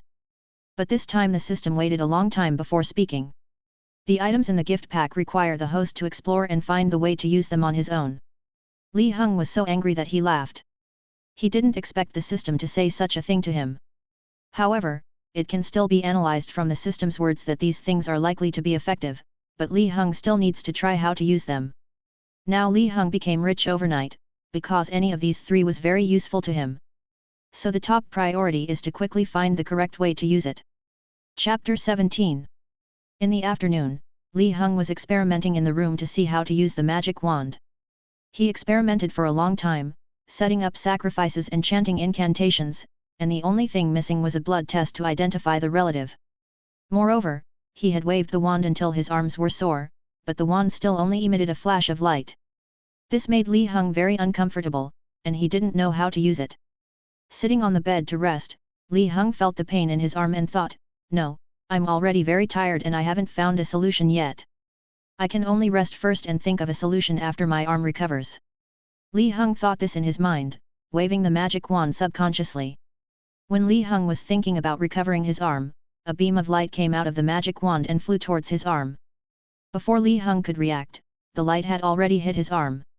Then Li Heng felt a tingling sensation in his arm, and then the soreness disappeared. Li Heng was very excited. He seemed to have mastered the use of the magic wand unintentionally. If you want to use the magic wand, you need to concentrate when using it and think about the ability you want to achieve in your mind. The magic wand will emit corresponding magic according to the user's thoughts. Li Heng was very excited because the magic wand seemed to be different from the ones in the novels he had read. The magic wand in the novel will only regard the person who defeats the user as the new owner. As for the magic wand in Li Heng's hand, he could feel that anyone could use it, and there was no such thing as recognizing the owner. Then Li Heng immediately thought that he could use the magic wand himself or lend it to others. In this way, the magic wand became even more important. Li Heng has worn the invisibility cloak once. It should completely hide the wearer's body. When Li Heng puts on the invisibility cloak, no one can see him. Even if someone can feel that Li Heng is standing there, they will not be able to see him. It can be said to be a powerful tool for hiding traces. As for the Philosopher's Stone, Li Heng had no idea how to use it. It didn't respond when he fired magic at it with his wand. You can't grind it into powder and eat it, right? Li Heng was frightened by the sudden thought that came to his mind. He quickly shook his head and discarded the idea. It seems that I can only slowly explore it later. After figuring it out, Li Heng put them all into the system space so that he could carry them with him and take them out directly when needed. Fisk Building. Before reporters and police arrived during the day, S.H.I.E.L.D. agents had already gone to check the scene in advance. Because S.H.I.E.L.D. was also investigating Li Heng and Matt, they knew about what happened between Li Heng and King Byung. After hearing the news yesterday, they quickly reported it and then received an order to investigate. The agents first pretended to be inside the building. One team secretly went to the top floor and took photos and records. The other team checked the surveillance as usual. Unexpectedly, the surveillance had been cleared. After inspection by technicians, it was found that the method was exactly the same as the last time, by Li Heng's friend who knew computers. Soon, the agent completed the collection and left. Nick soon received the information sent back by the agent. It was written above that the method of clearing surveillance was the same as that of Li Heng's friend. Nick knew that the incident at Fisk Building must be related to Li Heng. Looking at the scene where the bodyguards were killing each other and killing Jin Bing, Nick even suspected whether Li Heng still had the ability to confuse, otherwise how could Li Heng do it? While thinking, Nick took out a file and wrote down his thoughts. The cover of the file indicates that this is Li Heng's file. It seems that Nick has wanted to recruit Li Heng into S.H.I.E.L.D. for a long time. He even made a file and recorded all the abilities of Li Heng that he analyzed. Judging from the situation, if we wait for a while and Li Heng stops showing off his new abilities, Nick will probably come out in person to exhibit Li Heng. But Li Heng didn't know that he could see the idea now. He was still excited about the 3 new things he got. This led to him secretly taking out his wand in the next few days and using magic to clean the restaurant and wash dishes. Alas, it's more convenient to be a magician. I can handle everything just by moving my hands. Li Heng sighed as he practiced his proficiency in using the magic wand.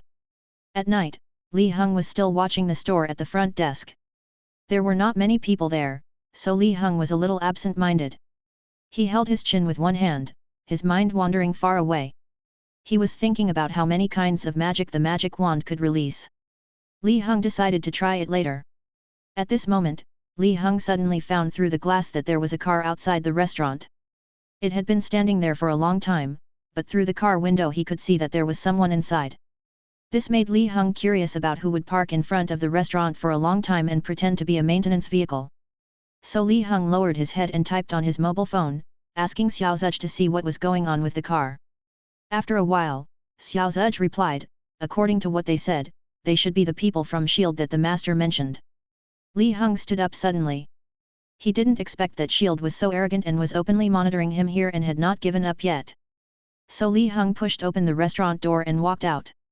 At this time, the agents in the car also found something wrong, because they saw Li Heng going out, so they prepared to follow him, but they didn't expect Li Heng to walk directly towards them. Walking to the side of the maintenance vehicle, Li Heng knocked on the car window. After waiting for a few seconds, the agent in the driver's seat lowered the window. "Hello, this is the maintenance company, what can I do for you?" Li Heng smiled. He heard that the agent was still pretending to be a maintenance worker, so Li Heng changed his mind. Originally, he was planning to drive these agents away, but now Li Heng didn't want to let them go like this, so Li Heng hit the agent directly on the neck. The agent was caught off guard and was knocked unconscious. The agents who were listening to the noise at the back noticed something was wrong and wanted to get out of the car, but Li Heng knocked them all out one by one. Then he opened the space gate and teleported them and their car directly to an inconspicuous place in South Africa. Li Heng learned from Xiao Zuj that there were not even any electronic facilities there. As for whether they can come back, when they can come back, and when S.H.I.E.L.D. can find them, it is no longer Li Heng's business. After doing all this, seeing that it was almost time, Li Heng returned to the restaurant and prepared to pack up and close. It was not until Li Heng was about to go to bed that S.H.I.E.L.D. discovered through the agents that the people in the car had disappeared, as they had not sent back today's data. The matter was reported to Nick, who used his authority to search for the location of the car via satellite and found it in South Africa. So 2 planes were dispatched from the S.H.I.E.L.D. headquarters overnight and flew to South Africa to bring back the people in the car. Chapter 18. A car full of agents was knocked unconscious by Li Heng and thrown into South Africa. 2 hours later, the people in the car gradually woke up. By the time they realized they were no longer in the United States and their communication equipment was not working, and they had no way to contact the S.H.I.E.L.D. headquarters, they began to panic. "Where are we?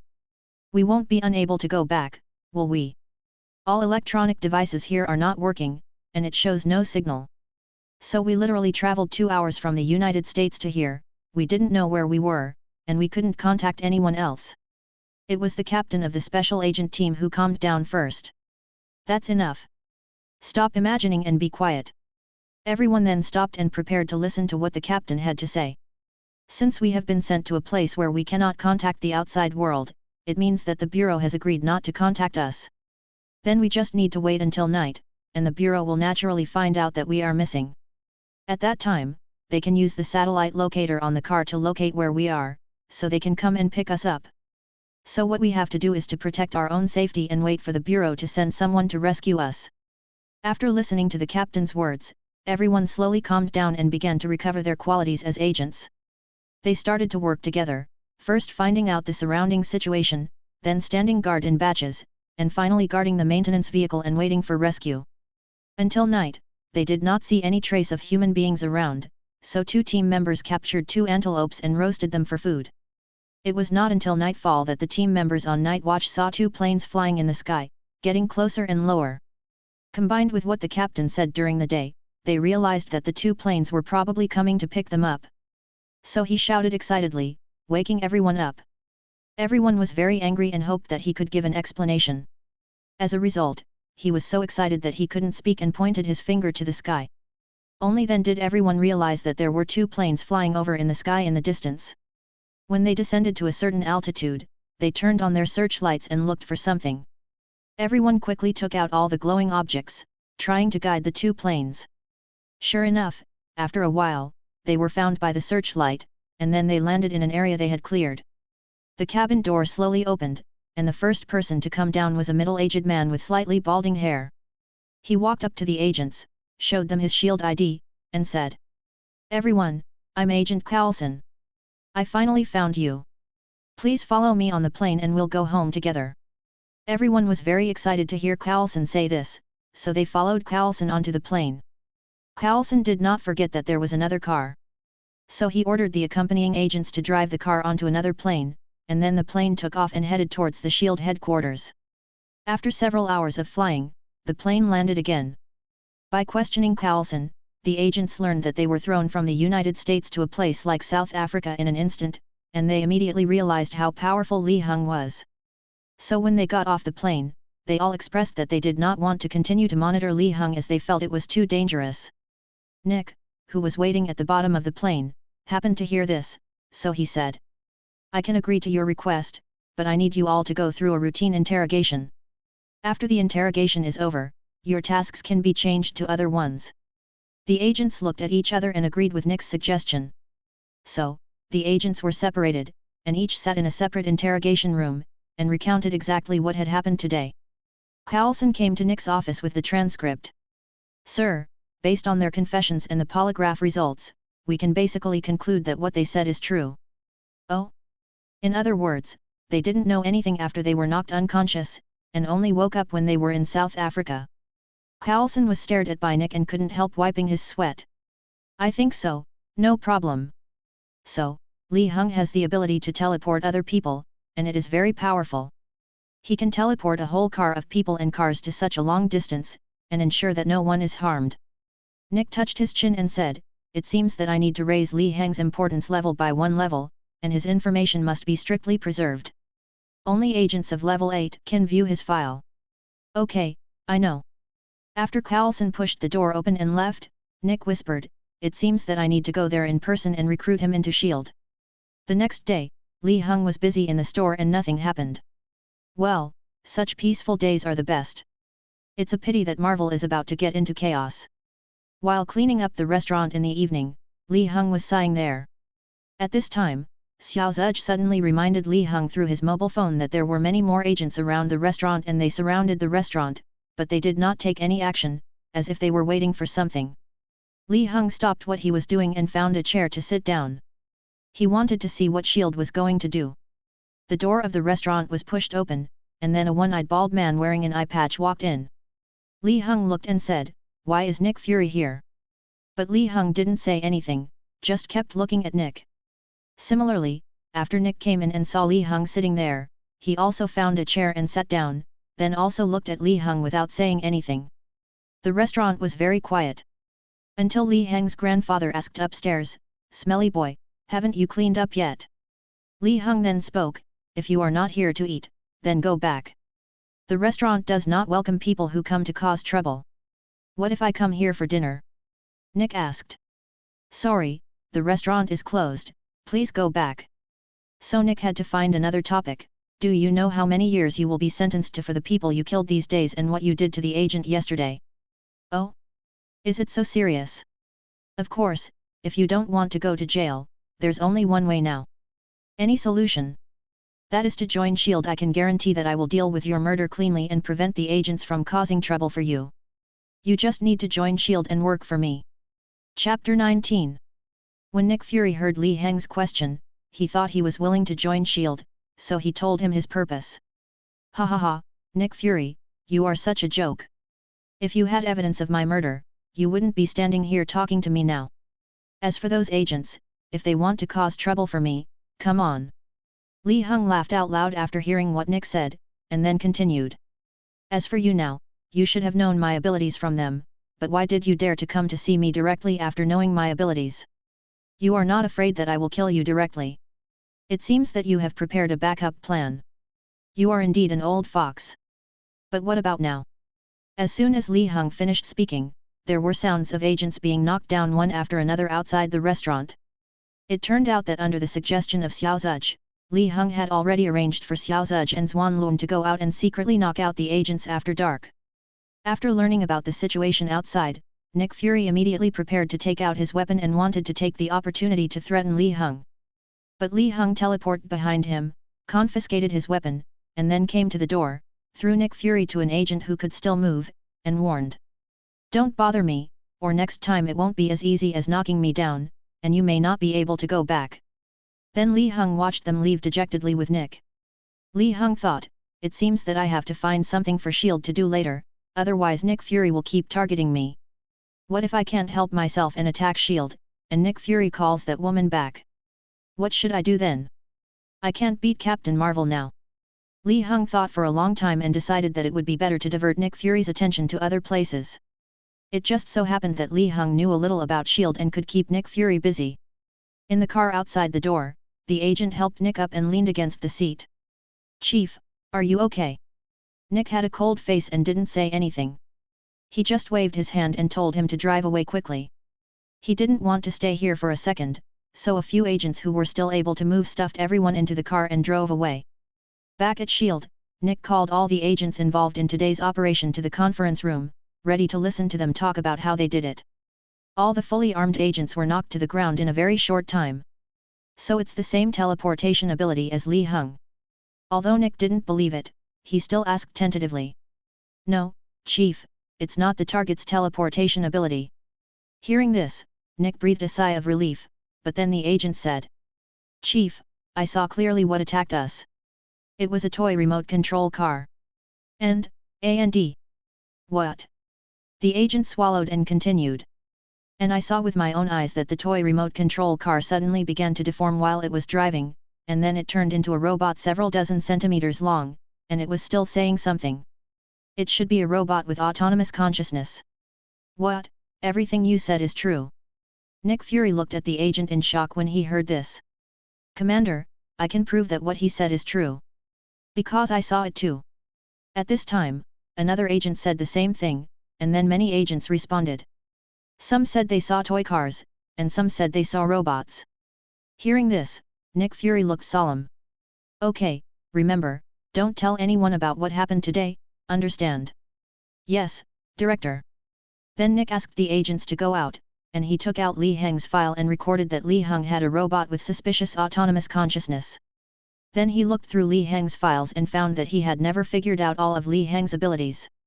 At the same time, he also discovered that the abilities displayed by Li Heng were not something that humans on Earth could possess, because Nick Fury had already come into contact with aliens, and those aliens had many different abilities, such as changing into the appearance of a certain person, and so on. So when Nick Fury thought of this, he immediately classified Li Heng into the list of suspected aliens. He felt that Li Heng must be an alien who came to Earth with a purpose, so Nick Fury gave the order. "Assign a new group of agents to monitor him.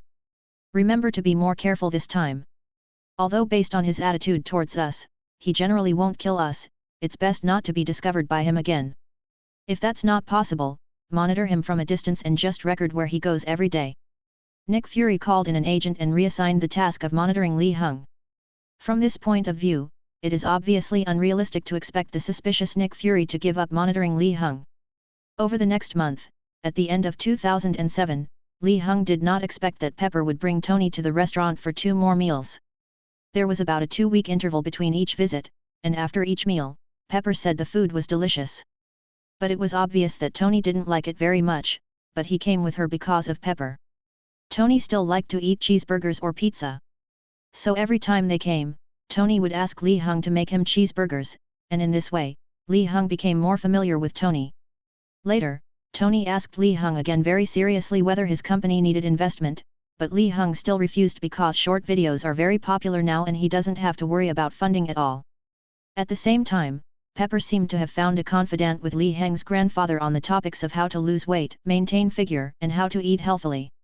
Because when Grandpa Li Feng was talking to Pepper about food, he gave Pepper a brief introduction to China's healthy diet, food supplements. Pepper was attracted by what the old man said. After returning, Pepper looked up some information about Chinese food and asked Jarvis to summarize all the information on food supplements. After reading it, she believed what the old man said: food supplements can be eaten healthily and deliciously, and there is no need to worry about gaining weight. From that time on, Li Heng discovered that his grandfather Li Feng and Pepper had more frequent contacts. It was his grandfather who told Pepper how to make dietary supplements, but each time ended in Pepper's failure. Later, Grandpa made an agreement with Pepper that he would ask her to come to the restaurant once a week. He would cook for Pepper so that she could learn slowly and experience the essence of making Chinese cuisine. Chapter 20. In a blink of an eye, it was January 2008. Pepper finally found Tony in the room. Tony. Pepper checked the time. You should be on your private jet right now. Tony replied. No, no, no, you also said that since it is my private plane, then it should wait for me instead of making me rush. Otherwise, why do I need a private plane? But you are leaving for the Middle East today to discuss a big order. Rhodes has called you several times to urge you.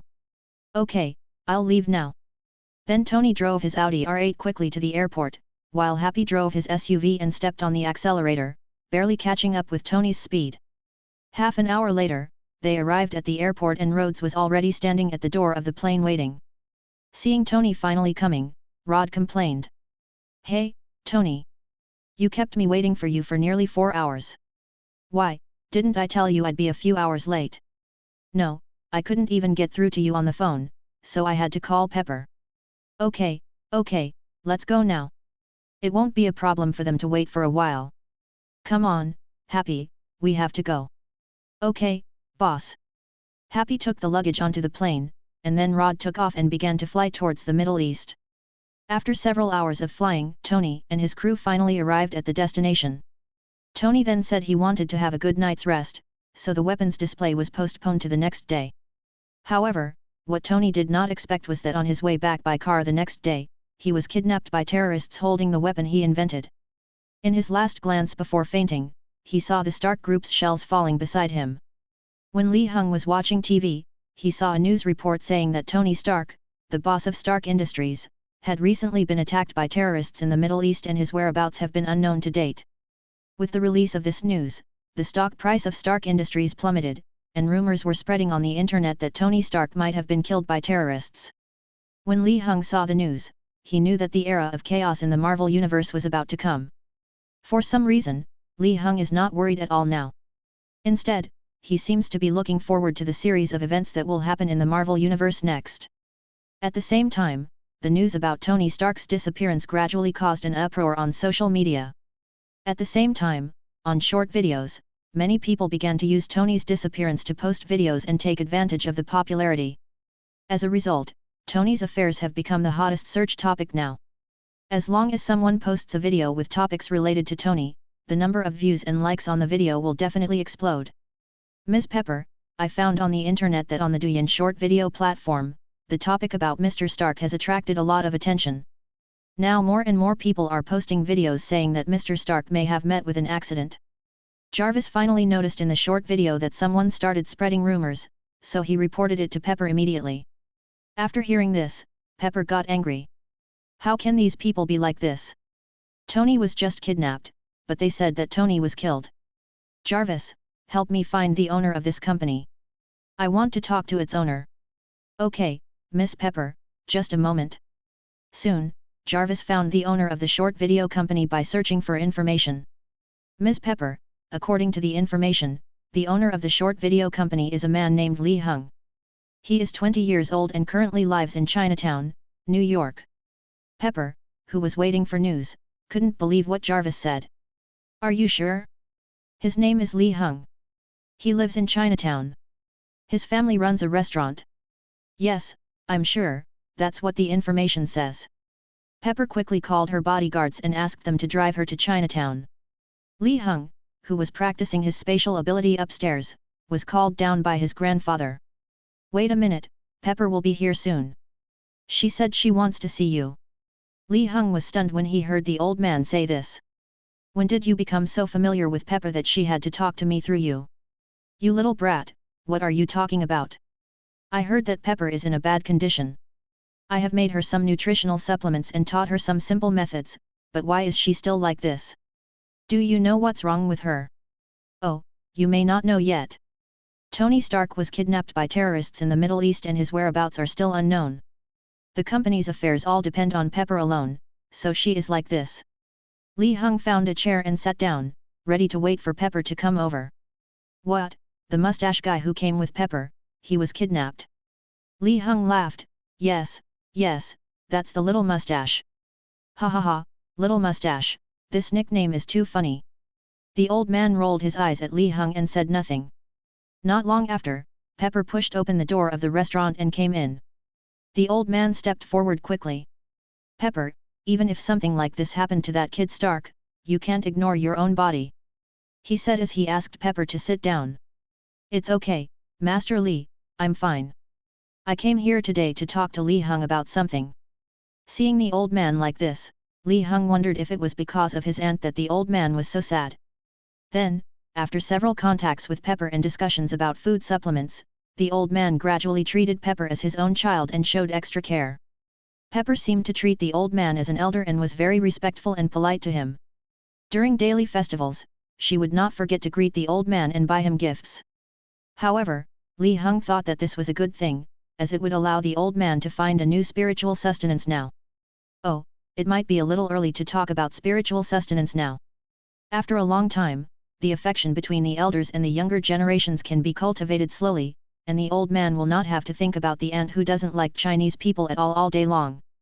When the old man heard that Pepper came to see Li Heng for something, he asked Li Heng to come and talk to Pepper first, and he went to make a food supplement for Pepper to recover. So Miss Pepper, why did you come to see me? Li Heng asked. Li, I didn't know before that the short video that went viral recently was from your company. But because of Tony's incident, I found that many people have gradually started to spread rumors, claiming that Tony has been killed. So I want to talk to you and see if you can ban those videos that spread rumors. Well, if you want me to ban the video, I may not have the power to do so. Hearing Li Heng say this, Pepper immediately showed a disappointed expression. However, I can remove those videos as false and only release them again after re-examination. Chapter 21. After hearing what Li Heng said later, Pepper immediately understood that Li Heng had changed his approach and agreed to her request, so she was very grateful. Thank you, Li. He then got up and prepared to leave. At this time, the old man also came out with a prepared meal. Seeing Pepper was about to leave, he quickly called her. Pepper, don't leave yet. Finish what I made before you leave.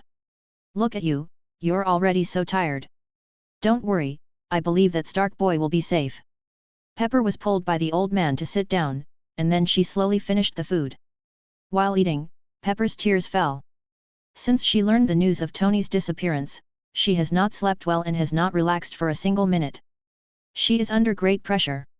On the one hand, she hopes that the military can find Tony as soon as possible, and on the other hand, she has to take care of the company and deal with the sharp drop in stock prices. So now, facing the old man's concern, she finally couldn't help but shed tears. When the old man saw Pepper crying, he didn't know what to do and thought he had said something wrong.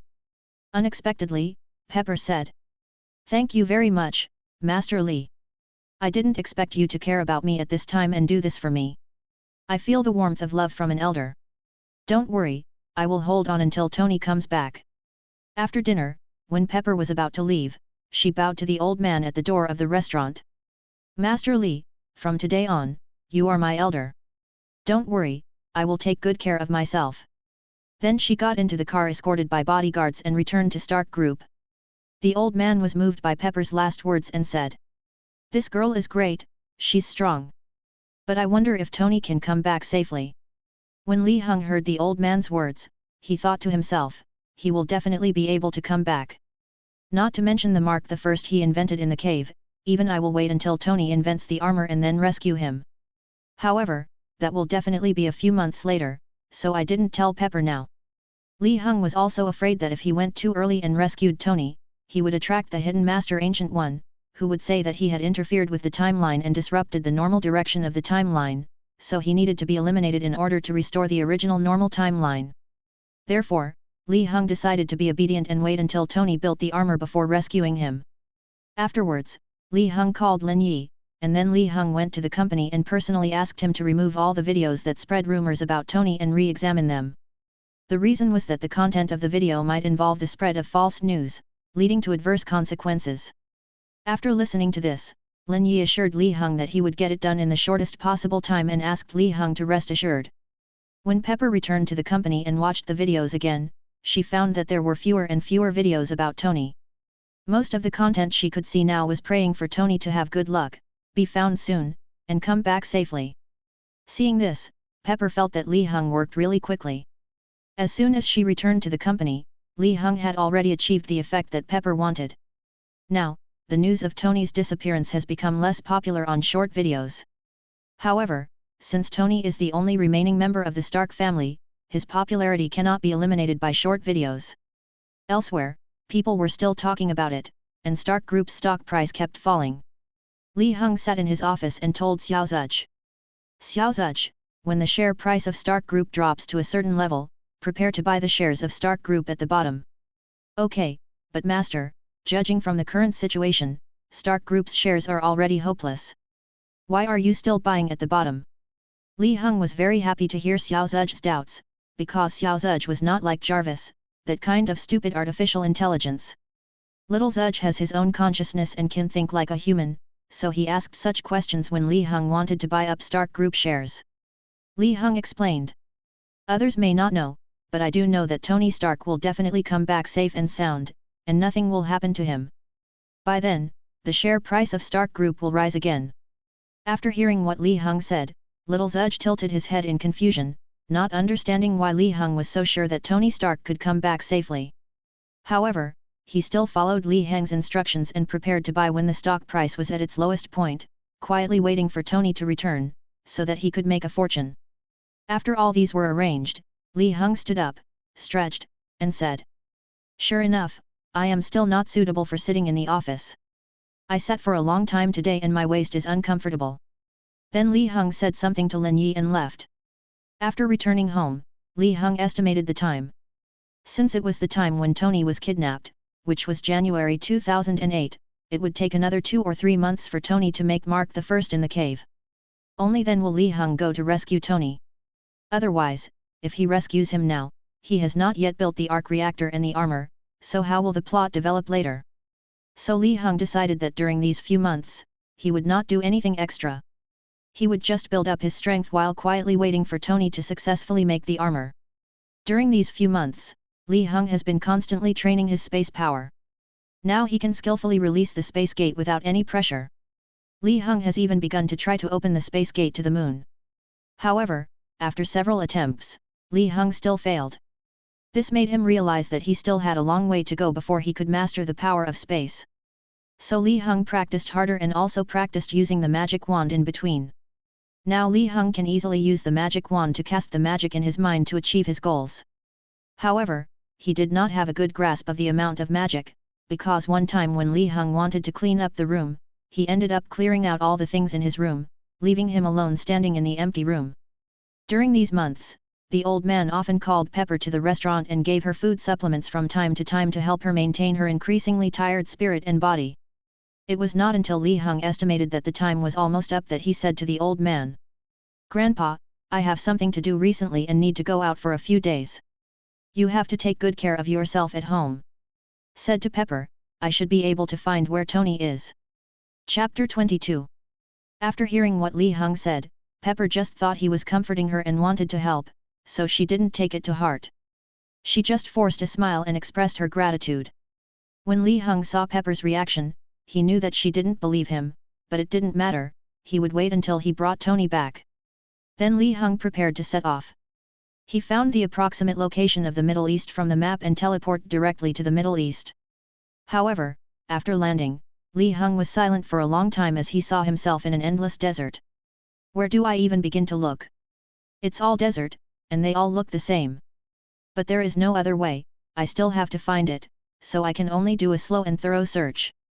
Originally, Li Heng wanted to use satellites to directly find the base where Tony was kidnapped, but after being reminded by Xiao Zuj, Li Heng realized that since the US military had not found Tony for such a long time, it meant that searching through satellites would not work. So Li Heng could only activate the power of space and teleport continuously to search for where Tony was. In a blink of an eye, Li Heng had been in the desert for almost half a month. During this half-month, Li Heng had almost searched the entire desert. Fortunately, Li Heng could teleport back to New York at any time to have a good rest and eat. This was the reason why he was able to persist in looking for Tony for so long. Li Heng looked at the valley formed by the sand dunes in front of him and thought, "This is another place that looks suitable for being a base, but I don't know if Tony was tied up here." Li Heng appeared on the big sand dune next to him in a flash and looked inside. Li Heng saw Stark missiles and weapons spread all over the ground, as well as terrorists patrolling constantly, and people constantly coming in and out of the cave over there. Li Heng became excited. Finally, after searching for such a long time, he finally found this place in the desert. It seemed that this should be the place where Tony was kidnapped. Li Heng sneaked in, then found a corner, took out the invisibility cloak from the space and put it on. The next moment, Li Heng disappeared. Then Li Heng swaggered into their camp. He just had to avoid the patrols and avoid running into them. In this way, Li Heng carefully checked outside the cave and confirmed that this was the place where Tony was kidnapped. Then Li Heng walked into the cave carefully, ready to go in and find out where Tony was. After entering the cave, the number of terrorists increased, and Li Heng became more cautious, fearing that he might bump into something or make a noise and be discovered, so he would wait until people passed by him before continuing to walk. Not long after, Li Heng was at the innermost part of the cave. Through a small window of a large iron door, he saw Tony and another middle-aged man inside. If Li Heng remembered correctly, that man was Dr. Ethan. Li Heng observed for a few minutes and saw that Tony already had an arc reactor on his chest, and he and Dr. Ethan were busy welding it. It seems that Tony is already making the armor, and it has reached the final stage. As long as the armor is welded and the program is loaded, Tony will start his escape plan. Seeing this, Li Heng couldn't help but think, fortunately, I arrived in time and just caught up with the most important time point, so now I just have to wait for Tony's action. Thinking of this, Li Heng returned to the outside of the cave by the same route, because he found that in the cave, the terrorists always went to check on Tony's condition after a while, which made Li Heng unable to stay there for long, so Li Heng decided to wait outside. It won't be long anyway, so just leave a small eavesdropper to know the exact time when Tony will take action. Sure enough, just 2 hours after Li Heng came out, he heard some noise from the monitoring device he left behind. Ethan, hurry up. Put on your armor now. Only in this way can we have a chance to escape from here. While Tony urged Ethan to help him put on his armor, he kept an eye on the situation outside the door. Ethan helped him put on a leather suit first, and then put the armor on Tony. While helping Tony put on his armor, Ethan told Tony how many steps it took to get to the door and how many steps it took to get to the turning point from where they were imprisoned, and he repeated all the distances to the outside of the cave. At this time, the leader of the terrorists had discovered something wrong from the surveillance camera and sent people to check the situation. Tony had prepared the bomb in advance. When he wanted to open the door, he detonated the bomb, directly blowing the iron door away. Oh my goodness! Looks like it worked. Ethan stretched his head and took a look. Of course, I did it. Tony showed a proud expression. Okay, Tony. So what do I do next? Ethan asked anxiously after helping Tony put on the armor. Look here, function key 11. After pressing the button, a progress bar will appear. That's the loading program. As long as the progress bar is complete, it's done. Tony adjusted the position of his armor while instructing Ethan to start loading the program. At this time, more and more people were coming over to Tony and his friends. Tony comforted Ethan and said, "Don't worry, just tighten all the screws. Make sure there are no mistakes in the procedure, and then you can follow me out." But at this time, Ethan looked at the slow progress bar and said, "We need time." Then he turned and looked at Tony. "Hey, I'm going to go buy you some time." As he said this, he picked up the gun of the terrorist who was killed in the explosion, and ran outside while shooting, trying to attract attention and buy more time for Tony. Go according to the plan. Go according to the plan. Hey! Ethan! Tony could only watch Ethan rush out with a gun, but he had no way to do anything. Tony's eyes suddenly turned red.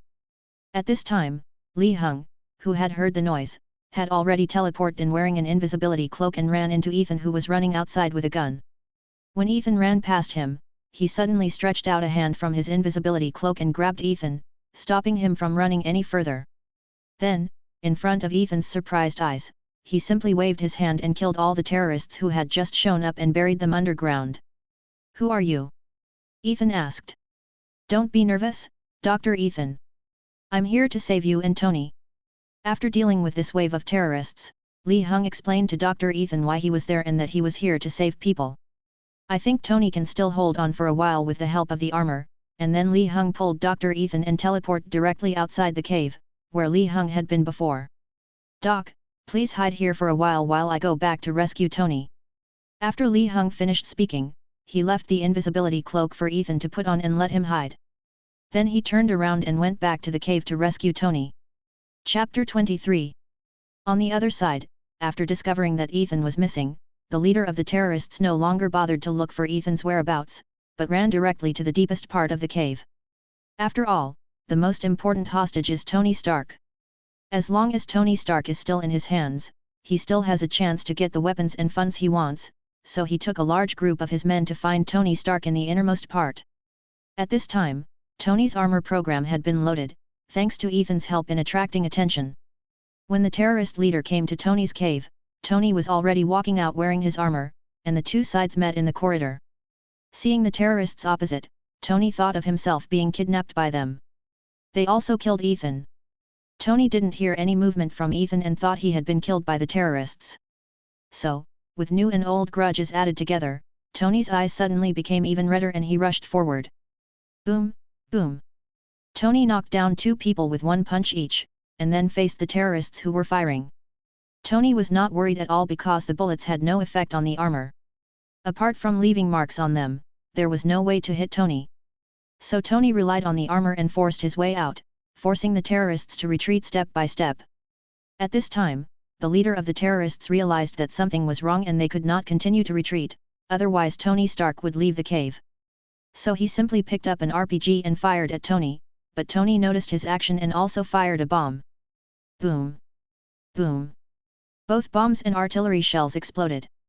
Because Tony dodged in advance, he was not hit. However, the terrorist leader was in a miserable state. Although he was not hit directly, the explosion of the bomb fired by Tony was not far from him, so he was blown to the ground and his life or death was unknown. Tony continued to walk out of the cave. At this time, the terrorists outside had surrounded the cave. The moment they saw you, they opened fire crazily, even using heavy machine guns to shoot. Seeing this, Tony turned on the flamethrowers on both arms and began to attack with flames. Soon, the terrorists in front fell, but new ones came up from behind and kept suppressing Tony with firepower. So even though Tony was wearing armor, he was still suppressed by their firepower and had to stay where he was. At this time, Li Heng, who was teleported over, happened to see the scene of Tony being suppressed by the terrorists. He knew that he had come at the right time, so he appeared directly beside Tony, activated the power of space, opened the space gate around the two of them, and redirected all the bullets through the space gate and shot at the terrorists. All I heard was a puff, puff, puff sound, and then all the terrorists fell down. The gunshots disappeared, and Tony reacted at this time. A man suddenly appeared in front of him and used some unknown means to kill all the terrorists. Tony took a closer look. You are Li? The grandson of the restaurant owner. Tony looked at the man in front of him in disbelief. He had seen that man's face in a restaurant before. Tony stood there in shock, but Li Heng started to circle around Tony, or to be more precise, he was looking at the armor. After hearing Tony's question, Li Heng said, "Surprise, Tony." "Yes, it's me." It was because Li Heng's appearance gave Tony such a big shock. Looking at the way the terrorists around him died, it was obviously Li Heng's doing. So after seeing Li Heng speak, Tony dared to continue asking. "Is it really you? How did you get rid of them all? And how did you get here? Do you have any special abilities?" My goodness, when facing an acquaintance, Tony asked several questions directly, asking all the doubts in his mind, and at the same time venting his inner tension. "I came here to save you. How could I come here for tourism otherwise? And I have been looking for you in the desert for more than half a month before I found this place. As for how I got rid of them..." Li Heng turned around and looked at the body of the terrorist, and continued. "Of course I used my ability. Didn't you notice the space door I opened? Well, my attention was focused on the terrorists at the time, so I only saw a flash of something, but I didn't look closely." Li Heng looked at Tony who was still wearing his armor. "Now that they've been dealt with, are you still going to wear this? By the way, did you make this?" Li Heng walked forward curiously, bent two fingers, and tapped twice on Tony's armor. I sighed in my heart, he is indeed worthy of being Tony Stark. In this kind of environment, he can even create a battle armor to escape. From this point of view, he is really a genius. "Oh, Of course I made this. Look, even bullets can't penetrate it. Tony showed a look of pride when he spoke. But I'm still going to destroy all these weapons. I can't let them stay here any longer. Tony looked at Li Heng and said. Oh, okay, destroy it then. Don't worry about me. As he spoke, Li Heng teleported directly to a distant place and waved to Tony. Tony saw that Li Heng had run so far away in an instant, so there was no need to worry about his safety, so he fired a bomb directly at the weapons piled on the ground. Boom! All the weapons exploded. Tony quickly activated the armor, started the jet device, and flew into the sky. Li Heng, who was far away, looked at the direction Tony flew, teleported over, and prepared to pick him up. Sure enough, when Tony flew to the highest point, the jet device failed. After spraying twice, it fell straight to the ground with Tony. Seeing this situation, Li Heng opened a space door directly under Tony's feet in the direction where Tony was falling, and then opened another space door on the ground beside him, connecting the two space door. Tony was dancing around, at a loss as to what to do, but suddenly a portal appeared beneath him and he fell into it. Before he could react, he had come out from the other side.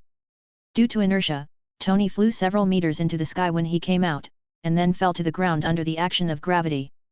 After landing on the ground, Tony thought about it for a while and understood clearly what had happened and how he landed safely on the ground. Wow, that's cool. Li, are you using space folding? Is this the ability you got? Tony asked Li Heng excitedly. Chapter 24. Yes, the principle is similar to space folding. In fact, it can be said to be the use of spatial force. This is my ability. Li Heng explained to Tony and walked forward to help him take off his armor. Besides, I have a surprise for you. What surprise? Tony wondered. Look who this is. Li Heng raised his hand and opened a space door. Tony looked to the other side of the door and saw nothing but desert. Doctor, you can take off your invisibility cloak now. Li Heng said to the other side. Then Tony saw something like a piece of clothing being lifted up in mid-air, revealing Ethan's face. Oh my god! Ethan, is that you? I'm so glad you're okay. As Tony said that, he walked forward and hugged Ethan tightly. After all, Ethan saved his life and in order to buy him time, he went to lure away the terrorists with a gun. Li Heng came to them, took the invisibility cloak handed over by Ethan, and put it into the system space. Tony, it's me. I'm fine. Li saved me. Okay, I knew it was definitely him. But where did you hide Ethan just now? How did he suddenly appear? I clearly didn't see anyone. Tony turned around and looked at Li Heng and asked. Oh, this is what you are talking about. Li Heng took out the invisibility cloak and showed its function to Tony. Yes, that's it. How can it hide a person so perfectly that you can't see it at all? Li Heng said, don't even think about it. It's not something from the technological side. So the effect it achieves is based on magic. Kid, if you don't want to tell me, you don't have to, but using such a poor excuse is really... Tony rolled his eyes. He thought Li Heng didn't want to tell him the origin and principle of this high-tech clothing. Little did he know that what Li Heng said was all true, but Tony now didn't believe it at all. Li Heng didn't explain it anymore. When Tony really saw the magic, he would naturally believe what Li Heng said. Okay, now that you are all safe, we will prepare to return to New York. Li Heng looked at Tony and Ethan. Oh okay. But how are you going to take us away from here? We're not going to wait for a plane, are we? It's a pity that my private plane is not here, otherwise I would definitely let you experience it. Li Heng ignored Tony and looked at Dr. Ethan and asked, Ethan, where are you going? Hearing Li Heng asking Ethan, Tony quickly came over to interrupt. Ethan, come back to New York with me. You know it's hard to change your hometown by yourself. Why don't you come with me to New York and we can find a solution? Tony persuaded Ethan not to let him go back to his hometown. Because Ethan was not only Tony's savior, but Tony also regarded him as his best friend. Tony didn't want Ethan to go back to his hometown full of war and be killed by a shell accidentally. Tony would definitely regret it. After listening to Tony's words, Ethan thought about it and decided to follow Tony back to New York. After all, what Tony said made sense. Now he was just an ordinary person, and there was no way to change the current situation. So he still had to rely on Tony's help. Okay, I'll go to New York with you. "So, now that we're going back to New York, what are you going to do?" After persuading Ethan and getting a positive answer, Tony came over again, ready to see what Li Heng would do, because he was very curious about the abilities Li Heng would demonstrate. Li Heng smiled slightly, raised his hand and waved, opening a space door under Tony's feet. Before Tony could react, he fell directly into it, and then Li Heng closed the space door. Where did you take him?" Ethan looked at Tony's position and asked Li Heng in surprise. "It's okay, Ethan, don't worry, I was just playing a joke on him. Let's go too." Li Heng opened a vertical space door on the side, and he and Ethan passed through the space door and came to Tony's house. Then Li Heng opened the space door and took Tony out. "Oh my god! I seem to have entered a strange and bizarre world. There are all kinds of colorful things in it, but it's hard to see clearly." As soon as Tony finished speaking, he felt dizzy, so he sat down and found that this was really the sofa in his home. It turns out to be true. You can travel through space at will and go wherever you want. Li Heng looked at Tony's uncomfortable expression, but he was still thinking about the problem of space. "You should take a rest first. By the way, hello, Jarvis, where is the water? Pour Tony a glass so he can calm down." Li Heng asked questions directly to Jarvis. "Hello, gentlemen. The water is at the bar over there." Ethan and Li Heng followed Jarvis' instructions and saw the bar at the same time. Since Ethan was closer, he went over first and poured a glass of water for Tony. "Boss, I've detected that you're not in good physical condition. I've already notified Miss Pepper, and she's on her way here now." After saying hello to Li Heng and Ethan, Jarvis started talking to Tony again. Li Heng walked slowly because he was far away. He came to the bar and picked out a bottle of high-end looking wine. After opening it, he and Ethan each poured a glass, and the two of them started drinking. "Oh, damn those two!" Tony, who was sitting on the sofa, was drinking the water he received from Ethan. But when he looked up, he saw Li Heng and Ethan drinking his treasured wine, and he immediately started to curse. "You two, you knew I was in a lot of pain, but you were still drinking my wine and not caring about me. You are really bastards." Tony was really gritting his teeth when he saw that Li Heng and Ethan were drinking happily and had no intention of pouring him a drink. After taking another sip of the wine, Li Heng said, "You'd better save your breath. Didn't you hear Jarvis say that Pepper will be here soon? If she sees you drinking here just after you came back and haven't recovered yet, you'll be in trouble." Li Heng looked nonchalant and even clinked glasses with Ethan. Hearing Li Heng say this, Ethan asked worriedly, "Hey, Li, is this not a good thing for us to do?" "Don't worry, it's okay. Tony will be fine in a while," said, shrugging. Li Heng continued to drink with Ethan. Hearing Li Heng say this, Tony immediately felt that Li Heng was right. If Pepper saw it, she would definitely tell on him, so Tony stopped asking Li Heng for wine. Seeing Tony's reaction, Li Heng winked at Ethan, asking him to look at Tony's expression, and then the two of them laughed. Chapter 25. On the other side, Pepper, who was busy at the company, received a call from Jarvis. "Miss Pepper, the boss suddenly showed up at our home in New York, along with two other people. It looks like the boss isn't doing well." When Pepper heard Jarvis say this, she was very excited because Tony was back.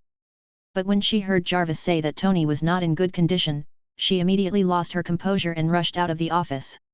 Happy, who was standing outside the door as a security guard, saw Pepper rushing out and didn't know what was going on. "Pepper, what's wrong? What happened?" Happy asked Pepper as she hurried to catch up. "Oh, Happy. Hurry up, Jarvis just contacted me and said that Tony appeared at home, but he didn't look very well, and he was not alone, there were two other people with him. I'm worried about Tony's safety, so we have to go there quickly." Pepper and Happy got in the car, and Pepper urged Happy to drive faster. "Okay, I've stepped on the accelerator to the bottom," Happy said, driving quickly to Tony's villa. There were several cars following behind. Pepper listened to Jarvis and was worried that the people who kidnapped Tony had come along, so she called some bodyguards and went to Tony's house with them. With Happy stepping on the accelerator to the bottom, they soon arrived at Tony's villa. "Quick! Everyone, go in and find Tony as soon as possible to protect his safety." Pepper opened the door of the villa and turned to speak to the bodyguard. Then he rushed into the living room. Before he came back, Jarvis had told Pepper that everyone was staying in the living room, so Pepper went to the living room. When Pepper entered the living room, she realized something was wrong. Everything was not as she had expected. Because she saw Tony lying on the sofa like this, mumbling, "Don't let me drink." She also saw two people sitting at the bar, drinking and chatting, and laughing happily. It was not like what Pepper thought, that the terrorists came here to threaten Tony. The bodyguards following behind entered the living room at this time, ready to look for Tony as Pepper said. But he was stopped by Pepper. At this time, Tony, who was lying down, finally noticed Pepper, so he quickly stood up and walked to Pepper's side. "Your eyes are red. Are you worried about your boss?" "It's tears of joy, I hate looking for a job." "Well, the vacation is over. But what do you want to do?" Tony asked, looking at the bodyguards behind Pepper. "I learned from Jarvis that you were with two other people when you came back, so I was afraid that terrorists might have brought you back to get a ransom or something, so I brought bodyguards with me to ensure my safety." After the two of them finished talking, Lee Hengke and Ethan came over. When Pepper saw Lee Hung, she was obviously shocked. "Oh! Lee, it's you. Why are you here?" Tony said, "This is Lee, you already know him. This is Ethan, they are both my saviors. And it was Lee who found us and brought us back." Lee Hung smiled and said, "Look, Pepper, I was right, I have a way to find Tony and bring him back." "Oh my god! I really didn't know that what you said was true. Lee, thank you so much. And Ethan, thank you very much for saving Tony's life. Okay everyone, let's all sit down and have a drink to celebrate." At this time, Tony finally thought of a perfect excuse to drink, so he couldn't wait to urge everyone to sit down and have a drink together. "But, Tony, Jarvis said you weren't in good shape, can you still drink?" Pepper asked worriedly. "Oh, it's okay. It's just that when Lee brought me back, I felt a little, motion sickness. I'll be fine after a rest." Then several people came to the bar, each poured a little wine and started drinking. After finishing the drink, Lee Hung stood up and said, "Okay, Tony, now that you're back, you should take a rest. I'll go back first and come to see you in a few days. I think you should have a lot of things to do these days." While Lee Hung was speaking, he had already raised a hand. Pepper looked at Lee Hung and waved his hand, then a hole opened in front of him, he walked in, and then both the man and the hole disappeared. "Oh my god! Tony, did you see that? Lee, he disappeared." Pepper was so surprised that she was a little incoherent. It was obvious that she didn't know that Lee Hung had any abilities. It was also the first time that Ethan carefully watched the process of Lee Hung opening the space door, so he showed a look of great interest on his face. He planned to ask Lee Hung how he managed to open the space door the next time he met him. At this time Tony explained to Pepper. "I saw it. Don't worry. That's Lee's ability. That's how he brought us back to New York. Okay, get ready. I have two things to do. First, I want to eat a cheeseburger, second, I want to hold a press conference. Pepper, you arrange it. Then, Jarvis, arrange a room for Ethan." Tony looked at Pepper and said, "Okay, don't worry about me. I'm back. Everything is fine." Then, after waiting for Jarvis to arrange a room for Ethan, Tony went to take a shower and change his clothes. "Okay, boss. I got it. Mr. Ethan, I have arranged a room for you. Please follow my instructions. Your room is upstairs." Then Jarvis guided Ethan to his room upstairs. After Lee Hung passed through the space gate, he appeared in his own room. Lee Hung went downstairs and told the busy old man that he had finished his work and was back. Then Lee Hung went back upstairs. In the room, Lee Hung was surfing the internet and saw that it seemed that the news of Tony's return to New York was leaked by someone, so now the stock price of Stark Industries is soaring rapidly. But Lee Hung, who knew what happened later, understood that he had to sell the stock at its highest point before Tony held the press conference, otherwise there would be problems. Xiao Zuch, pay attention. Wait until Tony holds the press conference and sell all the shares of Stark Industries at the highest point. Lee Hung told Xiao Zuch, because Lee Hung remembered that when Tony held a press conference, he directly announced at the press conference that Stark Industries would close its weapons manufacturing department. At that time, the stock price of Stark Group would plummet again.